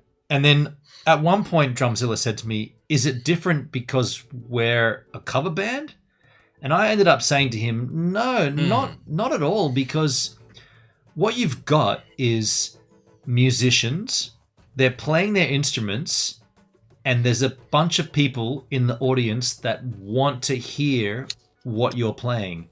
Now, just the fact that you're playing somebody else's songs doesn't really change that parameter. There's still cunts that want to rock out in the crowd, and you dudes want to rock out on stage. Sure, you might say, well, it's better when you play your own music, but that's not always the case. You can definitely have a bunch of musicians that are having a tribute to a musician that they love. In this case, a whole band of musicians. So I think that the idea of a tribute act, and I should call it tribute more than a cover act, but a tribute act, I think that's quite valid, as long as it's clear that this is Pantera and we're just giving it to you because Pantera won't do it now, or whatever the thing is. Like if you were a tribute band to, I don't know, what's a big popping, like there's a few bands in Australia like Violent Soho or something. You probably wouldn't have a tribute band to a band that's currently rocking the shit out of it, because that would be like you're just stealing their thunder. But the Pantera, I mean, they're probably still active temporarily and whatnot, but these guys are like, we're musicians and we respect what these cunts did, and we want to give you guys a rock show, and people are there to see it. I think that's a good transaction. Same transaction. Okay. Yeah. Next question, and this for me is a big deal. So let me try to express this in a way that you'll get it. Did they try to like completely emulate note for note what Pantera did, or did they add their own flair to it? I'm curious. Great question. I'm going to answer it by sort of comparing it to Shed, which is the Tool tribute. So Shed, the front man in Shed, he did what you said. He, note for note, pose for pose, character for character, he was Maynard, right? He is Maynard, and he gets in character in the dressing room before the show. He gets out on stage, he embraces his version of Maynard from Tool, and that's consistent show through show. How do I know this? Well, I saw it, but then I actually had a pretty damn good conversation with him one night. I think it was before, it must have been before their show, because it was, I guess, Megadeth were playing, and I always got to call him Gareth, but his name's not Gareth. His name is what's another G name? I always forgot his name. Apologies to Shed frontman. Anyway, we had a great chat one night where I was asking him questions about things like what is it about Maynard in Tool that, because I had a girlfriend one year or a few years. She was, how do I and this girlfriend was like so mainstream, right? Like top of the pops. Like she was a Barbie girl, if you like. Right. Yeah, she was. She was fully like as mainstream as they come. But yet there's two things that blew me out of the water. She fucking loved Tool. She didn't like metal at all. Like metal music, fuck that. But Tool, she was down for it. She loved Tool. I was not your girlfriend, but she sounds just like me. Right. So okay, maybe you can fit into this then. So she adored the band Tool. She could bang her head to Einema, and she would fucking go nuts to like earlier Tool stuff. She was onto it, right? She loved it. And the same goes for Larry David, Curb Your Enthusiasm, right? She loved it. Absolutely loved this. Like I'd fuck Larry David at the drop of a hat. I was like, really? Would you really? Like, he's like 70 years older than you. And she's like, he's so fucking hot. I'd go to town on that guy. And those two things completely out of character to everything else she's into. Like the other stuff she's into, like Blackalicious, like what's his name, Kanye West, like all this other, like just completely like separate. So I said to not Gareth, what's his name, Tool frontman. Yeah, I'm having a mental block. I had a mental block on Tool when I was talking to him as well. I'm terrible with names. No offense to Shed if you're watching, but just my mind always escapes me. Anyway, I asked that question of him, and we had a great conversation about it. I was like, what is it about Maynard and Tool that mainstream yahoos can attach themselves to? What is it about that music? And we went deep into it. And that sort of transmorphed itself into the conversation about, do you, and I asked him literally the question you just asked. I said, do you give yourself as you covering Tool, or do you think that you are Tool? And he's like, yeah, and he answered quite well too, like quite eloquently. He said, well, it depends on the show. Like if it's a very small show, I'll drop in and out of character just because people want to talk to me as well. And but if it's a larger show, I'm in character the whole show. And I'm like, yeah, I saw you the other night. Like you got in character in the dressing room and you didn't get out of character. And if you've ever seen a Tool show, you'll know what I mean. Like Maynard's got like a bit of a posture that he does, and he holds his posture. And like if some dickhead in the crowd is giving him grief, he'll just stare at him and eyeball him, and he won't break stare. Like there's a famous video. It's quite a while ago. They're playing sober, and there's a dude who jumps on stage, and Maynard grabs him and gets him in a headlock, puts him on the ground, and then sits on him, and just does the whole song sitting on this guy. Like, and he's got him pinned to the stage, and the dude's like, fuck, what am I going to do? And that's the same approach. It's fun. It is funny, right? It's funny. But that's the same approach that I'm going to call him Gareth. That's not his real name. He made that same angle with his approach to paying tribute to Maynard and Tool. And so in terms of By Demons Be Driven, no, it was the opposite. By Demons Be Driven was 4 dudes from Adelaide that love Pantera, and they're just fucking rocking it out. Mike wasn't trying to be the front man. He was just loving the music and delivering it his way. So that was a big. But I'm glad you asked that, because that was something that I was inquiring about as well. Yeah, I'm really trying to. Oh fuck! There's some things I want to say right now, but I'm biting my tongue. You gotta go and watch. Like, I mean, I will post some videos of Dan, the drummer in Shed, doing his thing. But you gotta watch some Tool stuff, and like, if you don't know the band Tool, you should go and look at. We've watched it on stream before, but go and look at like covers of 46 and 2. One of Tool's probably more well-known songs from Einema, that album. There's a cover of that by like some high school band, like 10-year-old high school students covering this song. And like, if you don't like metal music, you must like that. Like when you see that, you just see all the intricacies of the song, and it's like, fuck, man, that's like a modern day Bohemian Rhapsody. And when kids can perform it and kids can learn it, it's like, wow, really impressive. Yeah, I have to agree with you. I mean, I don't really know metal much, but that song and the band Tool is probably one of the few that I appreciate. Look at Hendrik. This is an inside joke, so you don't know, but Yeah. Anyway. Hey, by the way, What? sorry, I just see some chats. I can see the chat. I've got a chat here. I'm not gonna. I could probably pull it up here briefly. There is a chat here. Oh no, it's gonna pull up the old conversation. Fuck that. I do see people chatting on DLive and YouTube.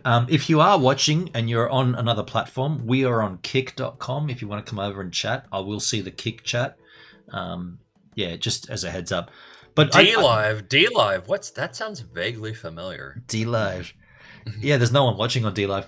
But by the way, I gotta say, when I thought we were gonna have a call in, I did not know it was gonna be about the tour. So I'm gonna keep this on my YouTube channel. I hope I didn't stop it on YouTube. No, it's still going. I'm gonna keep this up on YouTube as like post-tour conversation with. Oh fuck! Tabs. I'm embarrassed now. Nah, dude, these have been good questions. This has been a good convo. I wanted, like, as you were talking, I felt like, and I pitched this to the band. I said we could do group chats, and I said I've got all the ability to have a group chat. I just won't stream it. Like I could do this, what we're doing now, with all the members of the band, and not stream it live. But when you asked me questions tonight about the tour, I was like, I really want the band here. Now, yeah. Benin, my friend, how many times have you and I done a call in that sucked? Not often. We've always hit. Yeah, you're a good person to talk to. Like, thank you. That's very kind of you. But you've got a level that you'll stop at, and usually when we get fired up, it's usually about DLive and about changes and whatnot in the back end. But you'll always get to that point where you're like, no comment. Yeah, well, this doesn't have anything to do with that. So I can kind of cut loose a little bit. Yeah, and that's why it's refreshing to be able to chat freely. Can I give you free reign for a while? I've finished that beer and I enjoyed it, but I'm gonna go and get some cock and I'm gonna make a jack. Is that cool? Yeah, fucking go for it, dude. Now, by the way, if I give you free reign of my stream, don't go crazy. I won't be a prick. I don't want to see like all of a sudden Pablo decides to do a face reveal and he just opens his fucking shirt up and shows his cock and whatnot full screen. Well, I will do that, but not on your stream. All right, okay. So you guys, I'm going to be back shortly with a jack, and for the time being, fucked headset is your host. There it is, full screen. Okay, so now that he's gone, what shall we talk about? I want to see some. Comments in chat about where should we take this, because this should be fun. One thing I love about Kick is it's like a 2-second fucking lag, which is nice because it's very quick. Quick Kick. I'm in second place. Oh shit. Oh fuck. Dude, Hendrik, I don't want to get you in trouble, but that was funny as fuck. I had such a good time, and I could hear it in your voice, and I could see it in your face. You had so much fun doing that. I don't think Gibbs has any idea. Yeah, that was a lot of fun. I kind of want him to know, because I feel like Benin will at first be like, what the fuck did you do? And then he'll fucking laugh about it. So if I brought it up and I shouldn't have, my bad. I'll take the hit for it. But that was hilarious. Oh my god, that was so much fun. Mine is bigger than yours. Yes, he definitely has to see the clips, which is why I did them. But as I told you, Hendrik, I will never, ever fucking throw you under the bus. You're a very good friend, and I value that. I just thought it was funny as hell. So let's see, what else can we talk about?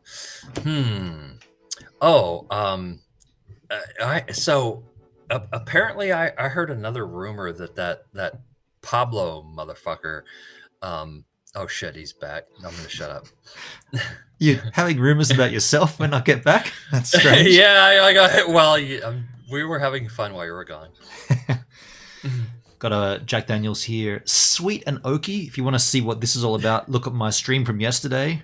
It's fucking marvelous, though. Yeah, I'm fucking jealous, man. You've had bold and spicy and sweet and smoky, and I have never had either of those. And that, yeah, fuck you, dude. You got to go international touring somehow, somewhere, and pick up a bottle. Maybe that can be arranged. By the way, tomorrow I'm working, but I'm not working until midday, so it could be going back to sort of like normal life for me, because getting up at like 1 o'clock in the morning sucks balls, but I've been doing it for quite a while, and I think now I'm getting, because I heard that one of the other drivers was getting an operation, and that's why I was doing all these early morning shifts. Yeah, so now I'm back to 12. I mean, midday isn't great because that's my whole afternoon taken, but maybe I'm going to go back to like normal shifts. Who knows?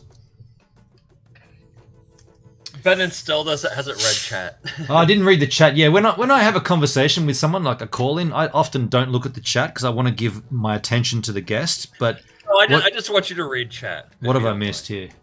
You missed some good shit. Back up in the chit chat. Wiener's game and levels. Skipper was a bad boy. I did end up keeping the evidence clips. What did I do? Scores on the Wieners game. Let's go. That was a laugh and a half. Mine is bigger than yours. MD Wit. He has to see the clips. Loved it. Oh, there's clips on Kick these days. Midday is like 4 hours before my get up time. Hendrik. Cheers, Cobbers. Got a lot of ice there. Cheers, y'all. Oh, wow. That's a good mix. Holy shit, dude. I'm drinking Jack as well. So. Hey, nice one. What size bottle? It's tiny. Regular, 750? No, I'm making a bad joke.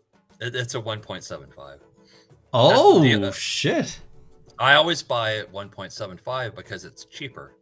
Yeah, per ounce, it's cheaper. Yeah. Well, so yesterday was the Kentucky Derby, the horse race. Okay. And I I had a bottle of Woodford Reserve. I've got that in my screenshots of whiskey to buy as well. Yeah, it was good. It's a little bit, it's kind of overrated in my opinion. It's okay, but. So they sponsor the Kentucky Derby. So I was watching the horse race. And yeah, I can't do what's that fucking drink they have? I can't think of the name of it, but bourbon? Well, yeah, duh. But there's a specific drink that people have on the Kentucky Derby, and I don't That's care for it. That's going to be weird. Yeah, that's gonna be weird. But anyway, so that's how I started. Okay. And but I transitioned.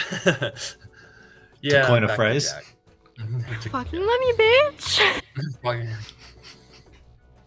Fucking love you, dude. bitch. I can't fucking wait to see the look on your face. I want to see the look on your face live when you realize what happened a while back, because I'm gonna fucking laugh my ass off. In the chat? What did I miss? Hendrik had fun with you a while ago, and I seriously hope you take it the right way. Okay. It was all in good fun. Let me go back up in the chat. I see when Hendrik came in, the whole world knows Benon can't tune guitars. I can tune a guitar quite well. I'm gonna fight back on that. Is that a 1.75 liter? Charlotte taught me to really appreciate tequila. I love it now. Any word on Charlotte, Hendrik? Is she still quiet with you? Bulk shipping should not add too much to the cost. Speaking of kissing ass, look whose ass Benon is repping in a blue shirt. Jay Boston, folks. I did buy his merch. Yeah, man. Like when Jay was on. Look, the problem I have with Jay Boston is he's got no integrity. Ultimately, he lets his ego rule himself. That was my problem with Jay. But I've got no problem in supporting the guy. I believed in what he was doing, and that's why I bought his merch. Buy that merch. How many Eagle tribute bands are there? Yeah, right. So we're talking about tributes bands. I like the Shed name. Tool Shed. Yeah. I like that name too. That was a cool name. Maynard Stream Chick. Did we do a stream with a Maynard? No. Gerhard. No, that wasn't his name. His name was... Name escapes me now. I wanted to know that too. Hendrik, I did end up keeping the evidence clips, Dale. Scores in the winner game. That was a laugh and a half. He has to see the clips. I felt bad for a while, then I undid it, then I redid it. Midday is like 4 hours. Okay, so what? Still quietly. So Charlotte's quiet. So what did I miss? So what? I don't know. I'm not gonna say shit. I'm gonna leave this complete. This is up to Skipper if he wants to chime in. That's gonna be weird. Okay. Look, the dude busted his ass for to get your Wieners game dialed in, right? Yes. You know that better than anybody. Absolutely, love it. Love what H-Man did. Oh, fucking awesome! And there was one. I think this was right as you were heading out on tour, and let's just say a few of us had a little fun, and please take it in the way that it was meant. Is that why the scores were so fucking large? Yeah, Hendrik, see. I wondered about that. It was supposed to be a random number between the lowest and the highest, but it was always massive. Hey, I was like, fuck. What? No, but you still don't get it. There's levels to this shit, Jerry. Hendrik, did you coordinate it so that like somehow it would always be a high score for you and like low score for everybody else? No. You have no fucking idea, and this is making I'm struggling not to just completely lose my shit because it was hilarious. Hendrik, if you want to call in and explain this shit, you've got like 20 more minutes. Hendrik, call in, dude. We had fun on the scorecard on the stream. Dale clipped my D live stream. Oh shit! Can I? I can't really bring that up now. I could share a screen though. Dude, this was you have. I wish you would have been there because it was fucking hilarious. Let me see if I can do this. First of all, let's see if I can share this tab. Share screen. Invite guests. Share screen. I was so proud of Hendrik. Damn, dude. It was okay. I can share this. This is a screen share. It was one of those things where you had to be there, I guess. Well, no, you clipped. Apparently, it's been clipped. So let's go to dlive.tv. Oh shit! Shit! By the way, I've got to move myself across here. Shut up, D-Live. Fuck me. Can I mute that tab? Jesus, that was loud. My apologies for that, folks. D-Live, love it. Let's go to the H-Man. Hendrik.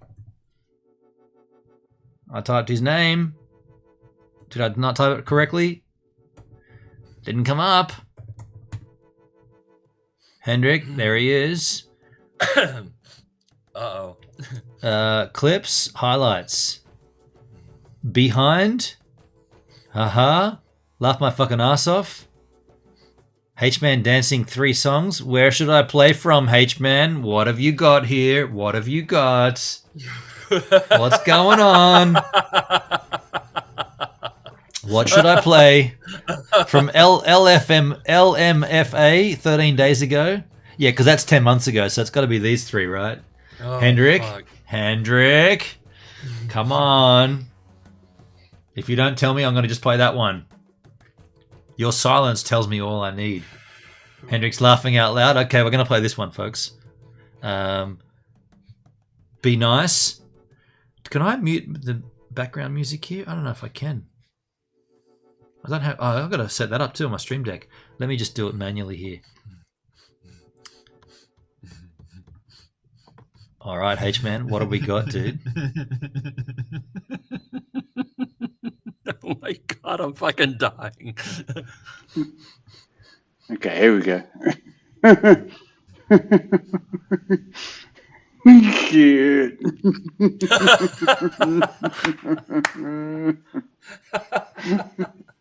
Fuck you, Gibbs. Oh shit. Putting back on me getting the thingamajig to stream on Kick. Oh, I tried, Wait, were you and then I fucked up live at the my time that I was live? stream. I still stream. I still do Kick. Yeah. Wait, Hendrik, were you live when I was live? Is that what's going? And you were manipulating the scores? Ah, shit. Let's take a look at the next one here, folks. Oh, fuck.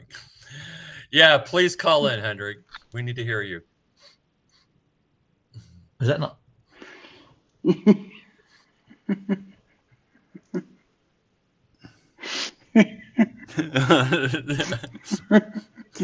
empty wits in second. Oh god. You were manipulating. fucking- Ah. I'm pissing myself laughing.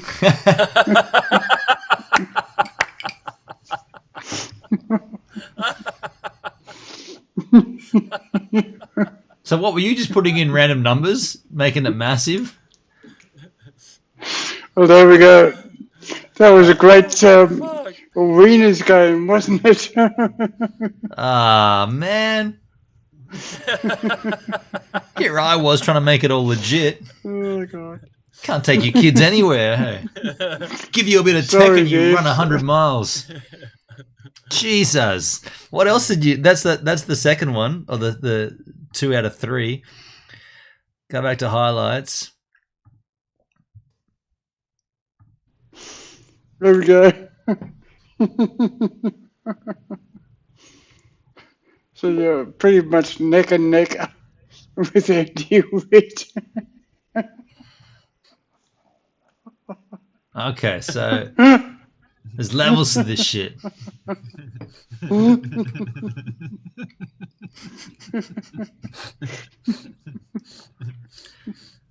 All right, I see. Humor was the angle. Yeah, it was just we were having fun. I'm glad you're not Like mad. being I was a bad. bit both Hendrik and I were a bit probably Somebody more clip Hendrik this than me. shit. Was a bit concerned that you might like I love that Hendrik said, "Someone clip this shit."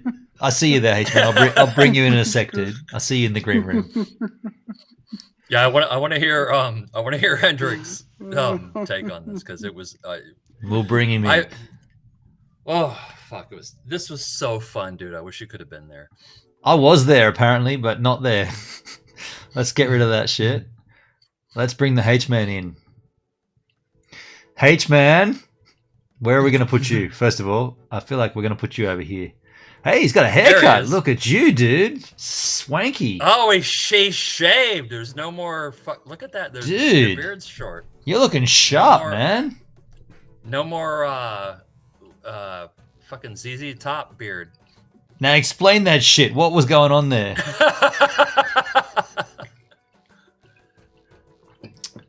You're Talk to us, muted. Hendrik. You're muted, man. You're muted.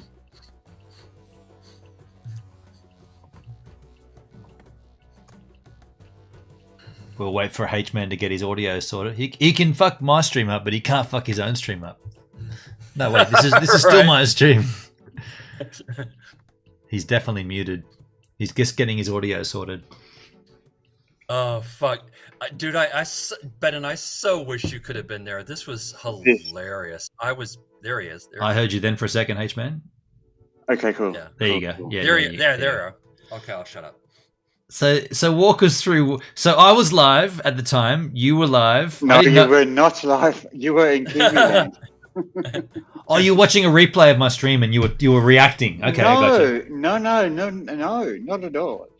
Well, I was doing a stream, and like discussion came on to, Dale, I think, said, appreciate all the work you've done for Ben on and all that sort of shit. And I said, Look, it's not that hard. I can show you how it's done. You know? I see where this is going. So you were playing with the source code and you decided to manipulate it. So what you're saying is if I go in there now and open up the cap game or the winners game, the scorecard's going to have a strange change to it. Is that right? Yeah, so you'll see MD Wits and, well, MD Wit wasn't even on the board. So we put her on. She went from hero to zero to hero. Oh, I'm fucking dying here. All right. But all right. as we did this, like I was kind of like explaining how everything works, like, you know, with the score being a random number between low and high score and all that sort of shit. And, Yes. you know, so, and people could see because like in that spreadsheet, you've got, that's why I unhid all the columns. You've got, you know, next random score is such and such. Yes. And so, like, there was one, like, with 13 million. And, like, okay, well, MD Wit was in the chat. So, you just assigned it to her. MD Wit, you're on the board. Now, did you make it like official? Did you give her like a song? Like, did she have to guess an artist or anything? Like, is it any way related to music, or was it just like I'm gonna randomly add you? No, it was more like randomly add you because it was meant to be a discussion of how it's done. You know, like not, you know, like a winner's game, so to speak. Do you know what this reeks of, man? This is insider trading. Hey, you're basically got the inside knowledge, and you bought the NFT before it went on fucking sale. Yeah. So anyway, If, the beauty.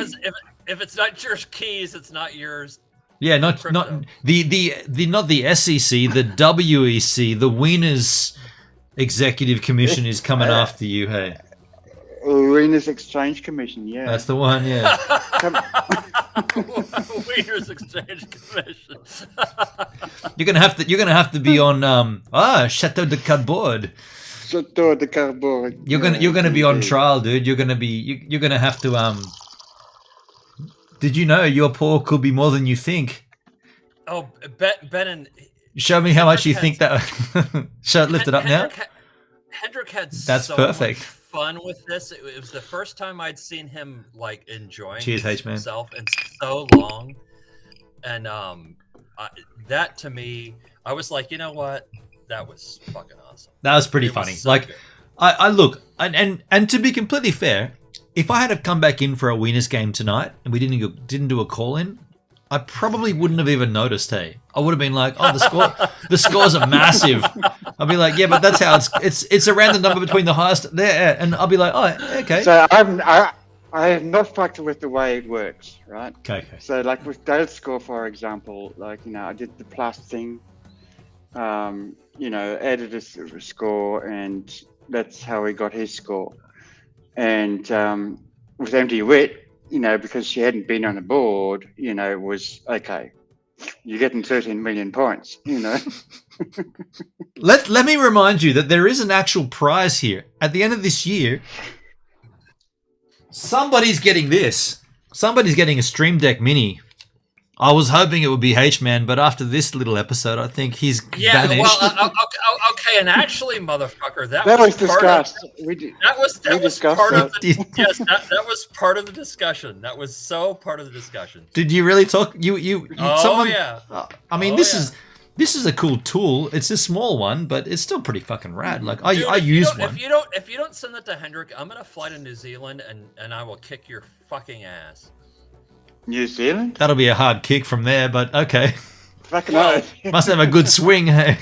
Well, yeah. So I said that for a reason. I'm not flying to Australia. But I'm in Australia. Okay. How are you going to kick me from New Zealand?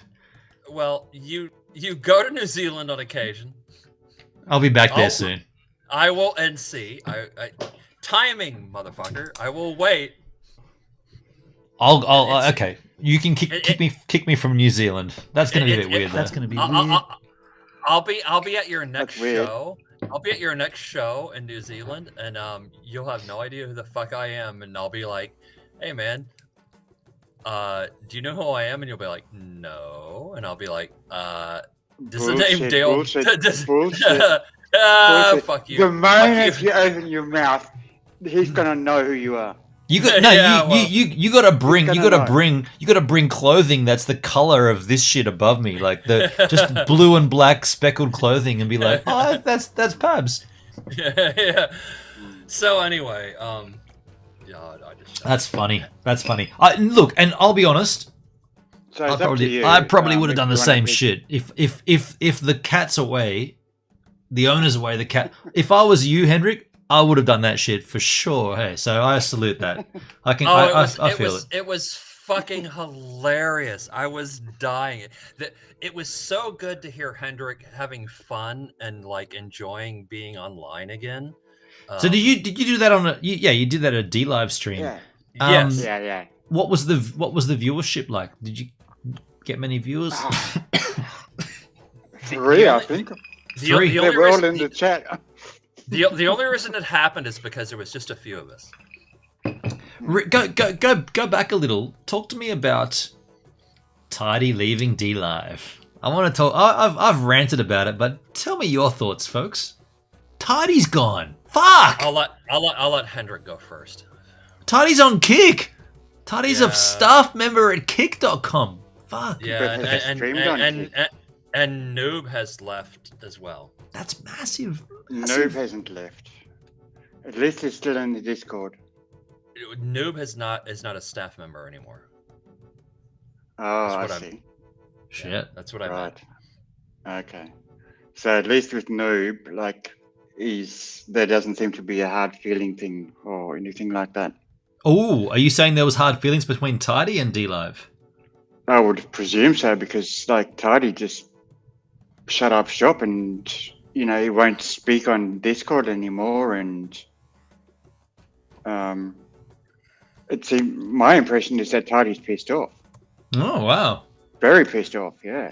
Shit. And probably because of all the work that he's put into Tidy Labs and shit like that. Yeah. Yeah. Fair enough. Fair point. Wow. Whereas Fat-Headed Noob, like, he was really, what was he anyway? Like, He kind of like tried to like take up after Tidy pulled the pin on the community stuff. He tried to like fill his shoes, I suppose. but even before then, like, what was he? I don't know. It was never made clear. The only thing Okay. that was. Well, let me interject for a moment. Go ahead. My impression, and I'm not speaking for anybody else. This is just my opinion. Fat-Headed Noob was always sort of the number 2 on D Live, the number 2 staff. That was my impression. Yes. So I'm just gonna shut up and let Hendrik continue. Wait.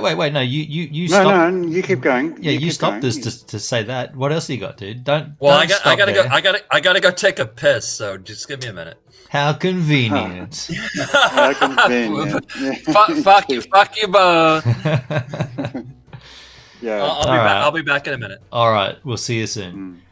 I mean, at this point, would you say, H-Man, would you say that it's almost over on D Live? Like, what's the chances of it coming back? I'm getting the impression, like, looking at the Discord, that there is an effort being put in. Okay. There seem to be, like, new staff members and shit like that. Do we know who they are? Yes, if you could get into the Discord, yeah. Well, I mean, yeah, that's not going to happen. Yeah, so there's all these new names, like, with on the Discord, like with Dash staff member or D Live staff or whatever it's called. Right. Maybe Maybe they'll unban me at some point. Like they'll be like, "How come we've got a verified partner who's been banned from the Discord?" Yeah, maybe. Maybe not. Who knows? They don't Who give a knows? shit. They don't care for the streamers. Justin Sun No, doesn't at give least- a fuck. That's for certain. Look, I'm pretty sure he's out. But wouldn't there have been an announcement? Wouldn't that be a thing that would have been announced? You would think so, but when I looked into it, like D-Live was a PTE limited registered in Singapore. Singapore, Yeah. and now by coincidence, when you Google Justin Sun, you get the SEC. Yeah. The WEC. WEC. Like commission, like singing to him, Yeah. and those articles all seem to say that he's in Singapore at the moment. Oh, okay. Okay. I mean, yeah, I've got nothing good to say about that guy. Nothing good Well, at all. I mean, you called him a tool, and He's a tool. He's a tool.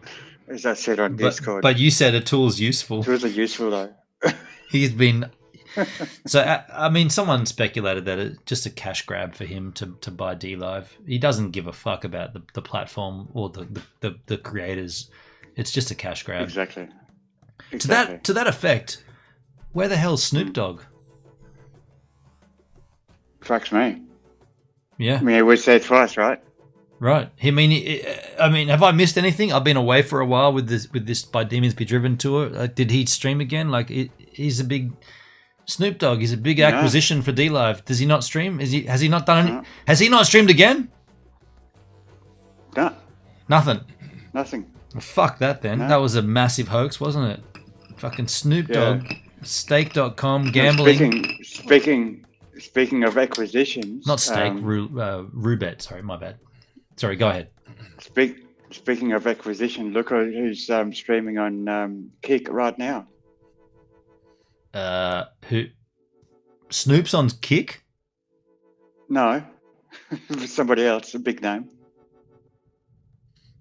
PewDiePie? Not quite that big. Mr. B. Oh, that's Very Who? very controversial figure. Lolly Socks. No, too small. Fuentes. Close. Nick Fuentes. Close. Baked Alaska. Close. Very close. Who are the other cunts that I used to watch? I'm not sure if he was actually on D-Live though. Oh, he wasn't on D-Live. I'm not sure. He could have been. Hit me. Who? Ice Poseidon. Oh, Ice Poseidon on Kick. Okay, he was on D-Live. He did come to D-Live for a while. Wow. Yeah, right. Yeah. So when I was logged into Kick just before, I saw it and I'm, what the fuck? H-Man, I hope Fucked Headset, aka Dale, is back. I gotta take a quick slash myself. Yes, He's back. yes, Okay, I'm taking a slash. I'll be right back. Oh, good. Now we Cool. can have fun. Oh shit. Okay, let's open out the spreadsheet. Yeah, right. Hendrik, I'm so fucking happy this worked out okay, because I was a bit concerned, frankly. I didn't know. Oh man, me too. But that's why I ended up keeping the clips, so that it, could see that it wasn't just me. You know what I mean? Well, so And let me explain. The only reason I even clipped that was because I was having so much fun, and I think you were as well. It was so great to see you streaming again, and the look on your face, and I was like, "Oh fuck, please, Ben, please take this as the joke that it was meant to be." Was it? Because he, as well as I do that some people take shit like that the wrong way and they get all pissed off and whatever. That's what I was thinking. Is like if Benon just saw the scores like being fucked up without knowing context, he would take that the wrong way for sure. Right, exactly. And that's why I kept the clips.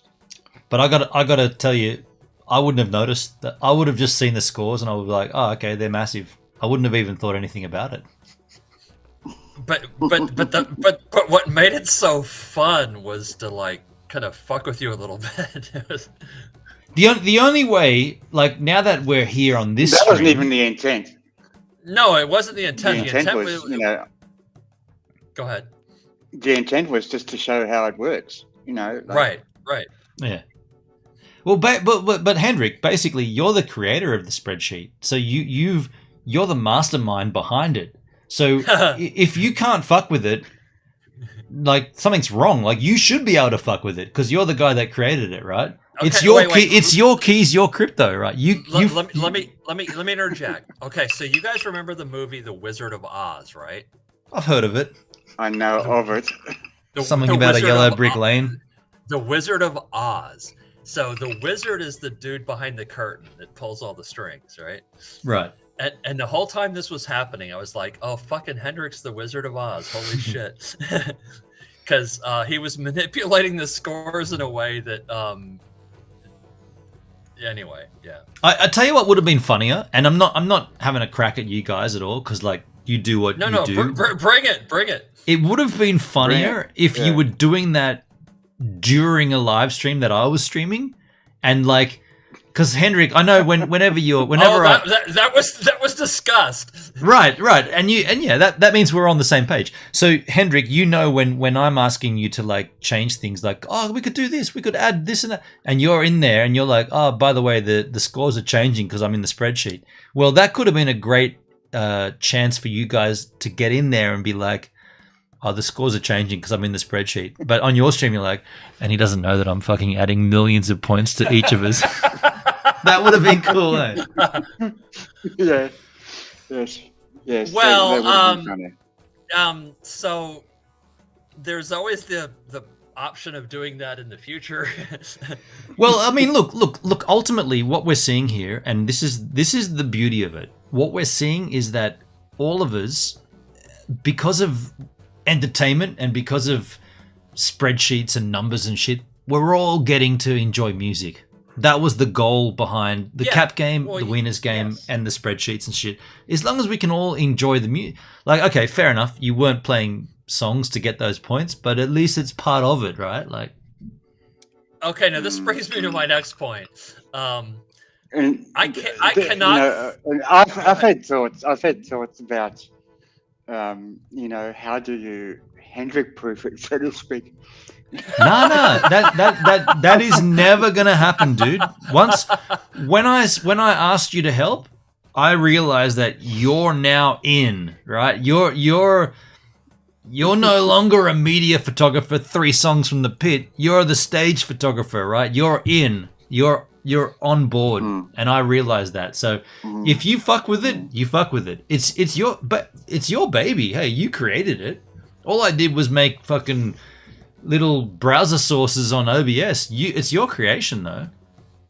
Yeah. So go ahead, Henrik. Yeah. My idea was to really like Take your time. Take your time. Go ahead, Dale. Okay. So my thought was, so Benon, you know how you've more than once given me a bit of a hard time about you don't really know music, Dale, right? It's all been in jest. You know music. Well, you know too. Of course, and I took it the right way, but I have to admit, there's a part of me that's like, you know what? Fuck you. At some point, I'm gonna prove you wrong, motherfucker. And that's why the points are important. Well, you don't even want the stream deck, though. You don't even stream. You don't even need it. You're just like, I just want to prove him wrong. No, I even told you. I kind of said that in the stream. Actually, I said, I don't think this thing's going to be useful for me. It's too small. It's a small one. I've got 2 of them. I use this one just literally for the. I just farted. Fucking let me, bitch. That's all I use it for. That's going to be weird. I want to mow the lawn and go fishing. It's pretty fun. I want to mow the lawn and go fishing. I even said if I win it, I'm gonna give it to Hendrik. I'll just give it straight to Hendrik then. Why would I ship it to America and then back? Exactly, right?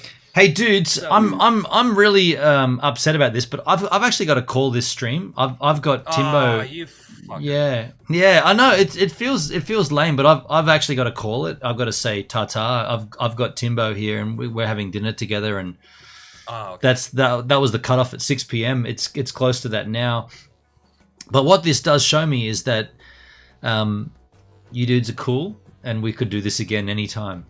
Just know that your friends, even though they might fuck with you on occasion, But friends do fuck with each other, right? Yes, That's what yes, makes they them do. friends.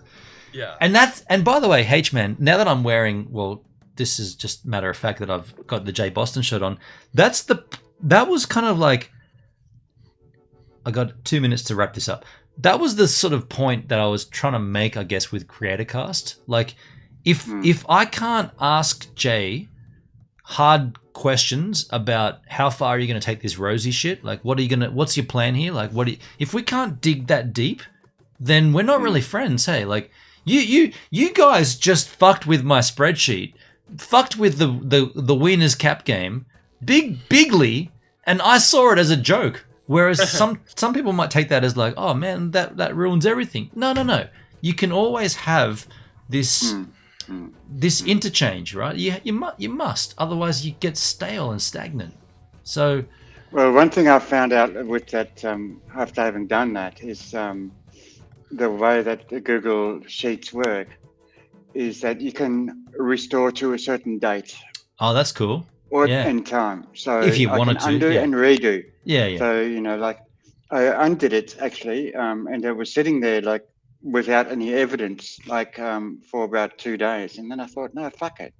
And you put it No, fuck it. You had little Hendrik on your shoulder going, no, that's bad, man. Put it back. And the other guy's like, fuck that, man. It's great. Hey, leave it. And you were fighting the H-mans on your shoulder. That's it. That's exactly classic. it. That's classic. Oh, dude. Well, No, look, I so fucking love you guys. Hendrik, you were last in, so you've got to be first to go. So, do you want to leave us with Cheers. any parting comments before we say ta-ta to the H-man? Not really. I only came in on the one subject line. So, but yeah, I've got to watch the first half of the stream because I was not there. So I We know had a you were talking good about tour conversation, yeah. yeah, talking about the New Zealand stuff, and so I'm gonna watch that. I'll leave this up So- on YouTube so that it stays there, so you can check the replay. Yeah, cool, awesome. Oh yeah, we didn't play any copyrighted music. That's right. No winners game. No winners game. Does somebody fuck with the scores? All right, man. Later, H-man. Thanks for Alrighty. coming in, dude. Cheers, buddy. Cheers, man. Yeah, yeah. Oh, cut him off. I think he was about to say you too. See you later. Dale, Pabs, any Oh, shit. parting words before we ta-ta you as well? I mean, I could talk for another hour, but I'll keep it short. One of these fine days or nights or whatever, I'm gonna do a Dale's Bold 5.